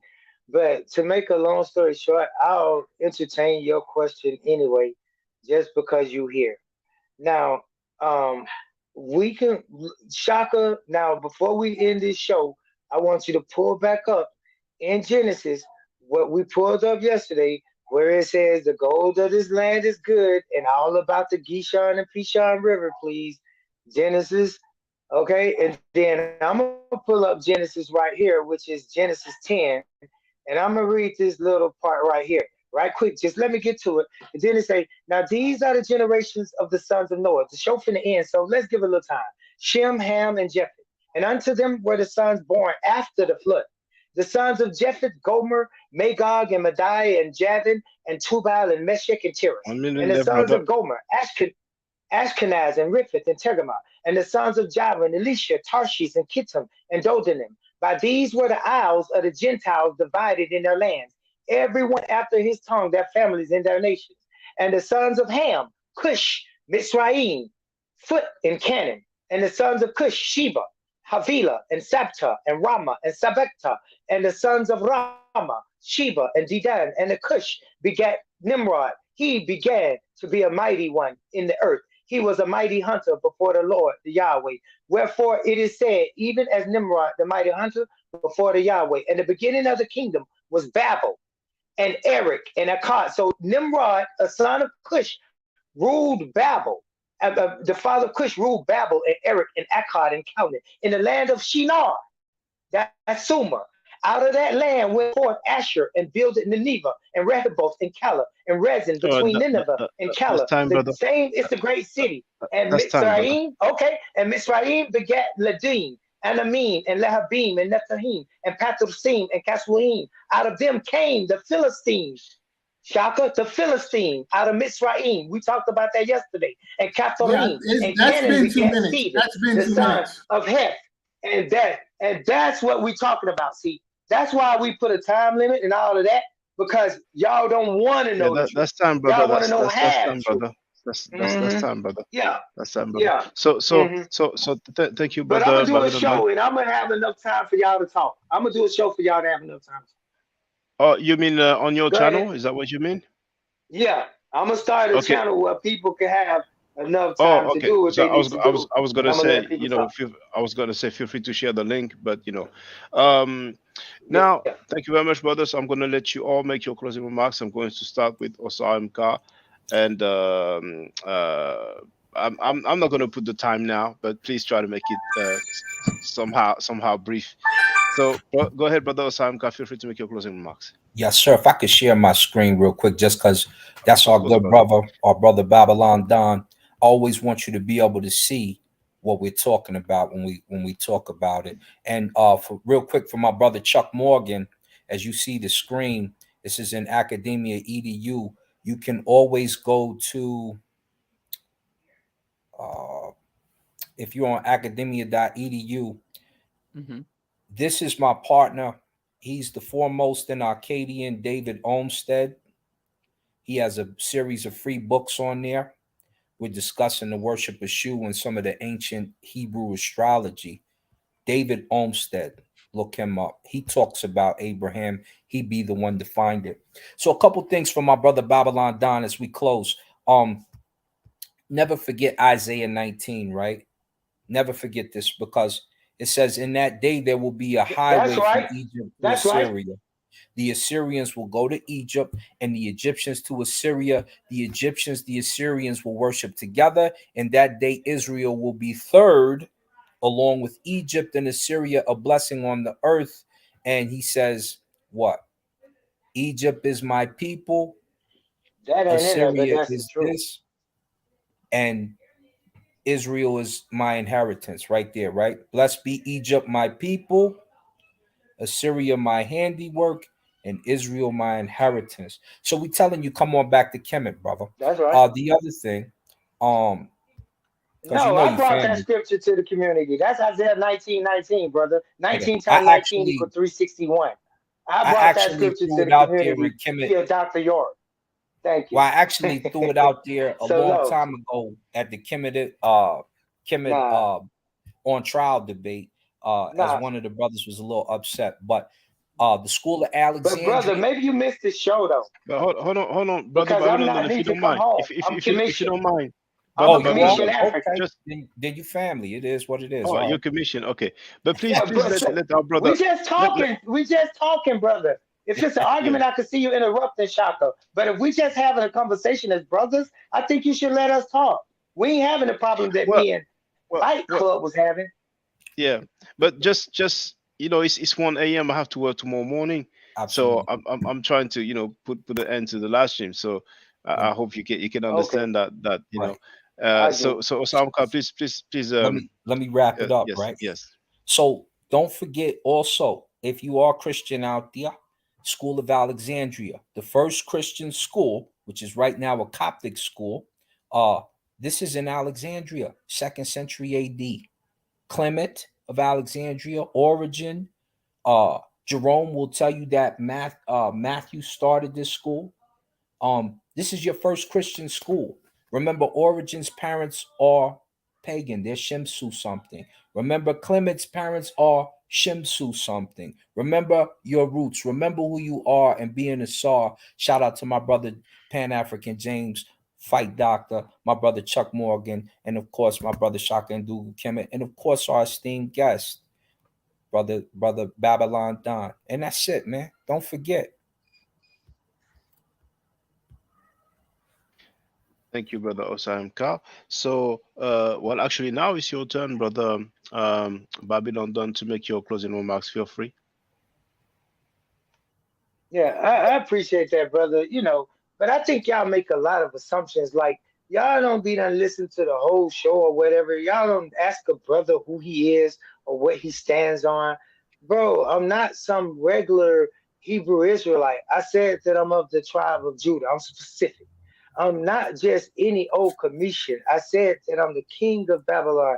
I am the son of David, the line of Judah in the row of sphinxes on the Egyptian plateau. I'm not your average person that just come on here just talking about stuff. I could have answered the questions that the brothers put forth, but they wasn't worthy because they haven't done their own research and they won't even admit their own faults in research. And so, I don't need to come home. I am at home. I told people from the start that Egypt was Judah, that Judah ruled Egypt. I keep saying that Shem is the Sem priest, but y'all say it's Sem priest, and I say that's Semitic. You're being like the Caucasian Jews. It's Shemitic. We have an H in there. It's Schumer, not Sumer. Not in It's Sem. Not Shinar, in, not Sinar. I'm yeah, but trying to not in tell you it's Sem. commit, not Kemet. So we have an H there. It's It's Shem, comment. not We Sim. got We're Coptic, not bro. So semi we know the anything. last We're version. Shemitic. So is that somebody talking while I'm talking? Yeah, I'm just responding to you, brother. I'm just giving you the goodies. You didn't answer the last question though. Jesus or Judah? Because Can I that's it. can That's I the can thing. I talk by myself though? Because Oh, I can't even absolutely, bro. feel like I'm getting my point across. Go right Brother ahead, Why they brother. Babylon Done, interrupting me? you interjected earlier. Yeah, You you shouldn't you you hopped in take it on that mine. I bad. thought we was having a conversation I still. think it's Sorry. a Go ahead. delay. I'm done. Okay. Thank you, brother Babylon Done, for your closing remarks. Now, brother Chuck Morgan, please feel free to make your closing remarks. Yeah. Um, Well, let me. mm, how do you share a screen on this? Because I haven't been on StreamYard, so It okay. I says see it. I see it. present. Yep. I see it right Oh, here. yeah. The part of my question was because a number of things that he went on to speak about, and what I've heard from other individuals is when they start talking about many of the characters that are mentioned in the Old Testament, or at least the Torah, from Nimrod, Cush, et cetera, et cetera. I was just inquiring as to what texts do we have from those lands that mentions or even adds on or gives clarity to some of the stories that are in the biblical narrative. And from my research, because I have done extensive research in it, I just haven't come across any of those texts that mention these individuals. And that was part of my question to the brother Babylon Dunn. And had he come across or heard any of those things? Now, if I can share my screen, I just thought that this, because this is relevant. Yes, go ahead, brother. Okay. Which one is this? Let me see if I can pull this up. All right. Let me know when it's showing. It is now, so I'm going to put it on. All There it right. is. So we have Professor Gary Rinsberg, professor of Jewish history in the Department of Jewish Studies at Rutgers University, and he stated the following: almost a century ago, by identifying Ur-Kasdim with Ur of Sumer, even though there is no evidence in support of such a determination, unfortunately, this identification persists in the minds of the authors who continue to produce maps, atlases, and textbooks with the erroneous information. I put in the chat this particular website where he goes in depth with this and explains it and shows you the documentation and the evidence that points in the opposite of that location, the names, etc. Um, Likewise, I wanted to. Oh, it's something because when you mentioned that, because I don't think we should necessarily get into what's a good pronunciation, bad pronunciation, this letter, that letter. But we do know that the people of Sumer, as it's called, didn't refer to themselves as Sumerians, nor that land. We do know that textually, Kiingir was the name that they used to describe their location. And it was the Akkadians that labeled them Shimeru, and it was an Assyriologist who came in the 18th century, early 19th century, that actually coined the phrase Sumer. So I would think that anyone that's interested or even that deals with that Near Eastern or Oriental studies, that's an area that should be pursued more, at least when it comes to explaining the origins of various biblical characters. Because if you're going to go to that land and discuss these individuals who happen to be in that land, according to the story, there should be some text to support that, especially since we have over 15,000 texts in one museum, and then we have about 4,000, say, in the Louvre Museum, and various other places where these texts that have been translated. You can go to the Electronic Text Corpus of Sumerian Literature. You can go to the CDLI, the Cuneiform Digital Initiation. I forget how it goes, but the CDLI, where you can go and look at full whole text that may have been either translated or transliterated, that would give you some clarity. And when it comes to it, just because the reason I'm pointing this up, to make it a long story short, um, I do remember individuals who would say that, according to the Bible, when Abraham or his father, he and his father, whomever he had made this journey with, they had crossed the Tigris and Euphrates, and that the implication of it is that was a significant event in history. And if that were the case, then certainly there should be some text that mentions this event and who saw it and why. And again, in my own research, Mhm. I have yet to see any documentation that supports either the individual or the events that are associated or attributed to him and those around him, from terror, so on and so on and so forth. So that was all my point was in asking that question, because I thought that maybe he would, because I do speak with different people who, that take on that doctrine. But when it comes down to that individual, Abraham or Abram, whichever name that they use, I was just looking for the text that mentions him and or the acts that he performed in that migration, or that being a refugee, or for whatever it calls. So that was all. That was all my whole point on that. Thank you, And I brother Chuck appreciate you Morgan. giving me the time. Yeah. Oh, of course, and other times we have way more time. Now, I've shared the link to Chuck Morgan's video entitled "The Sumerians Were They Black," and you have the YouTube link. I've shared this presentation even when he was on somebody else's channel that is not really a best friend of mine, and because in 2011 I made a video "White Semites Black Awakening," and I caught a bit of heat because I was basically arguing that the Semites were not black. And for the first time, I see somebody else that made a presentation. Well, a black person that said I made a presentation showing that the Sumerians, I mean, you can see the video. I'm not going to do a spoiler alert. So now, brother, the fight If I doctor, may, please. Can Yes. can Okay. you give me Go one ahead. second? Just Yeah. Go ahead, one Chuck second. Morgan. Go ahead. Go ahead. As a result of it, I do have a follow-up to that video.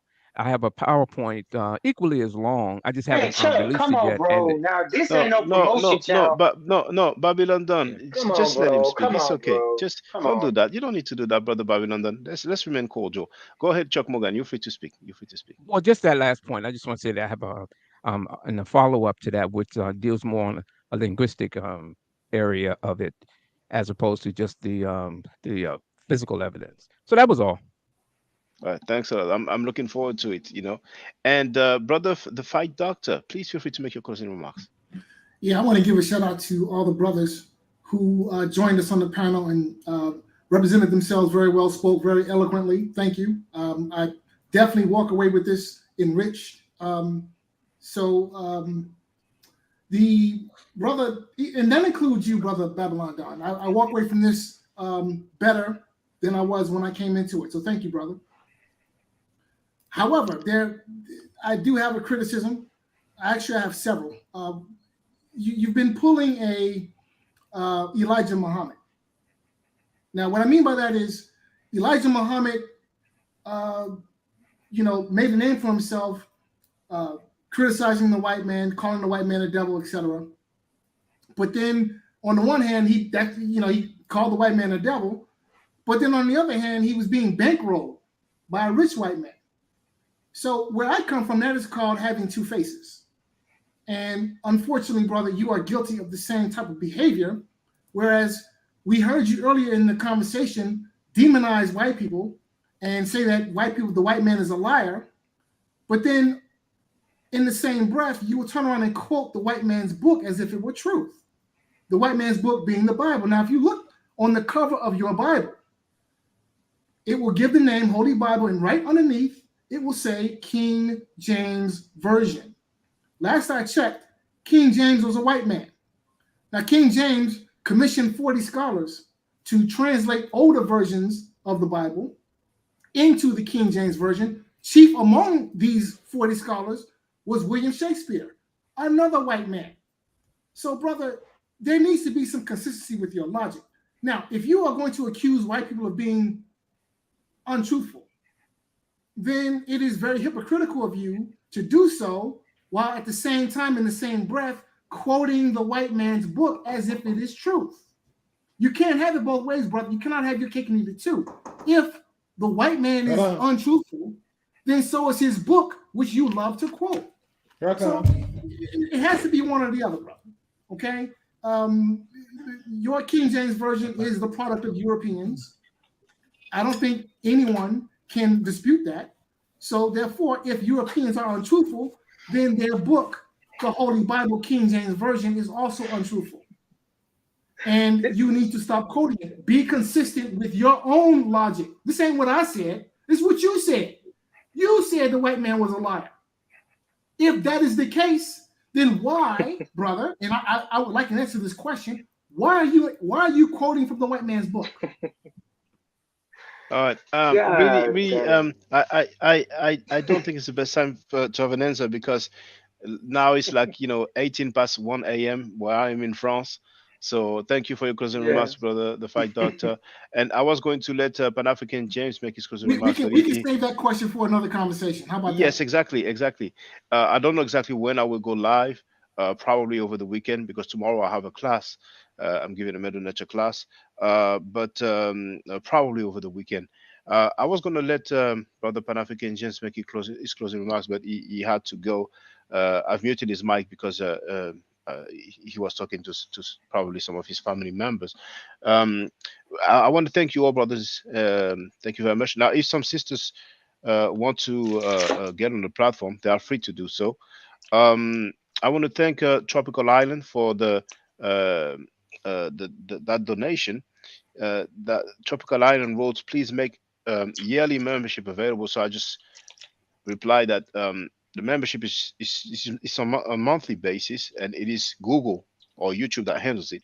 I don't know the people's first name, surname, email address, bank details, or phone number. I don't have none of this information. The only thing I know is the username, and people can cancel the membership at any time. So if you want to know yearly, that's basically $36 per year, but it's $3 per month. So for those who feel like it, there's my Cash App and my PayPal. And I'm very happy about this discussion today. We remain really cordial. I really like that. I appreciate that. And one thing I will say is that it's important to know how our people think.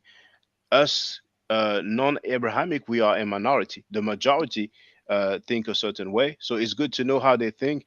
It gives us, arguments and ways to talk about our people. And so that's interesting. I think that's interesting. So really, I appreciate that. Osamka, you wanted to say something, but please make it very, very, very brief because Now, other I was people. just pointing at Pan-African James because he's back now. Oh, thank you. I didn't notice. Well, okay, well, go ahead, Brother Pan-African James. Please feel free to make your closing I remarks. mean, it's just really just disheartening that we have to deal with this. But I understand from which we came.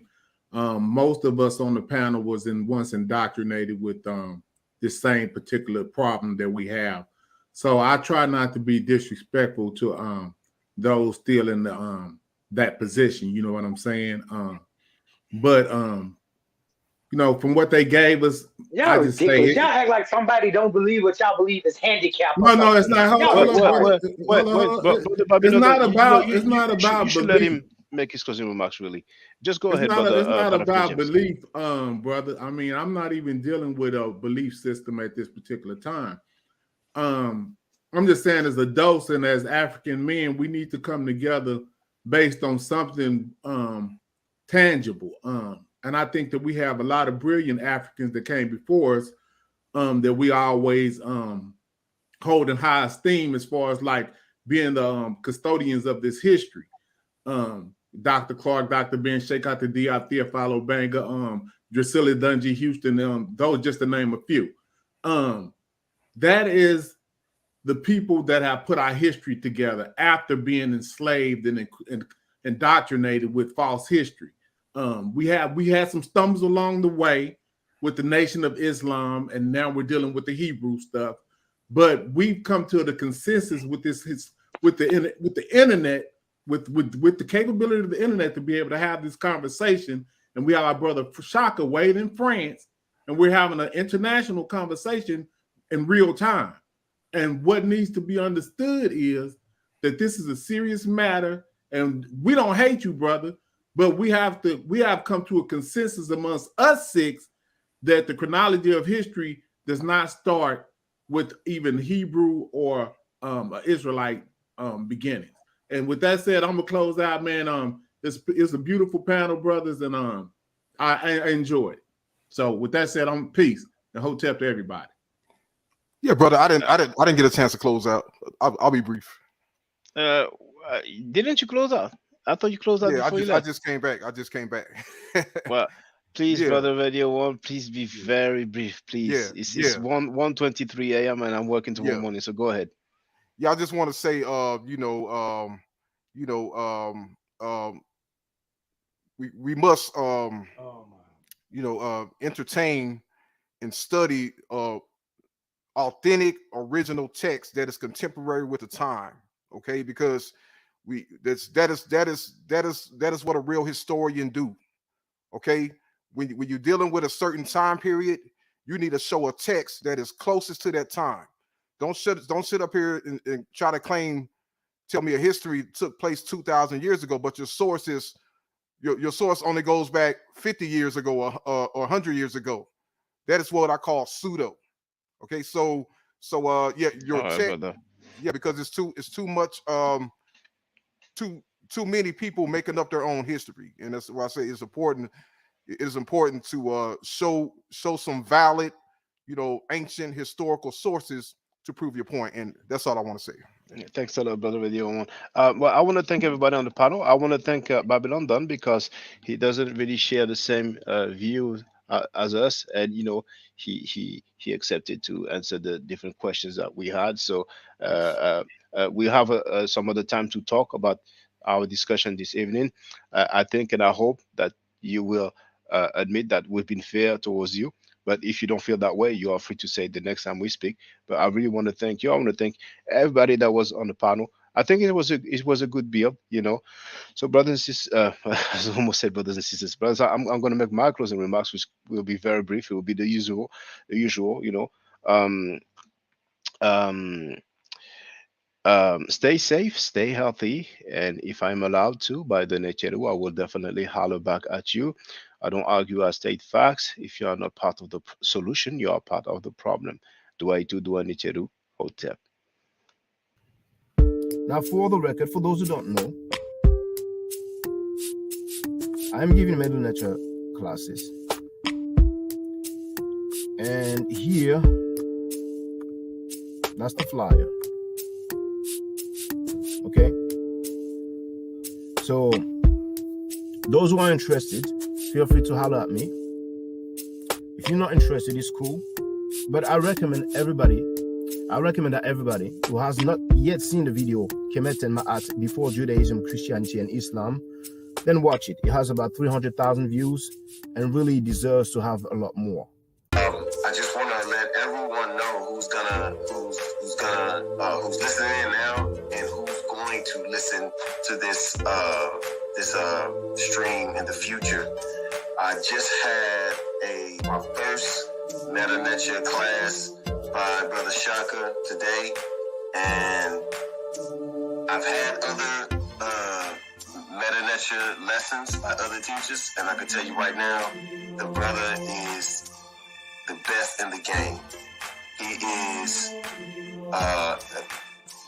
that was one of the best classes I've ever had, ever. So if you're interested in learning the Metanetia, if you're interested in getting the basics of it, Brother Shaka is an awesome teacher. Get with him, and it's extremely affordable. This brother is giving us his time and his skills, and he's basically giving it away. I mean, I just consider it a donation. You know what I'm saying? So if anybody is interested in learning the Metanetia, get with this brother right here. He's an awesome, awesome, awesome teacher. And I'll end with that. Hotep Senu, Hena Senut. This is Julie, also known as Servant of Yah, and I'm currently taking the Medunetia classes with Brother Shaka, and it has been an amazing experience. Only 2 lessons so far, and I feel like I've been taking the classes for months, just with the how in depth he goes into the vocabulary words, the construction of the language, the grammar. It's been immeasurable, the experience. And one thing that comes across, hands down, is his extreme passion for teaching this to anyone who is willing to learn and has an interest in learning. So I highly suggest, if you are interested, even a minimal interest, that you subscribe to the classes with Brother Shaka. It's such a nominal amount for how much you get. I know, like, our last class was over 2.5 hours. It felt like 2 minutes, but because that's how involved you are in what he's teaching and how he teaches and how compassionate he is about what he teaches. Also with sharing materials free of charge, no question, no doubt. It's just what he does. He doesn't have to, but he does. And so I just wanted to give a short testimonial about the class and the effectiveness of the class, and all of that is attested to how studied Brother Shaka is. So I highly recommend anyone with a minimal interest that you do sign up for the Medunetia class. Hotep. Don't forget to subscribe to my channel, which is Ma'at Forever. Don't forget to watch the video entitled Kemet and Ma'at. Don't forget to share Kemet and Ma'at for my channel on Twitter, Facebook, Instagram, WhatsApp, or other social media that you use. Email, text messages, you name it. Those who wish to donate can do so on paypal.me/ma'atforever.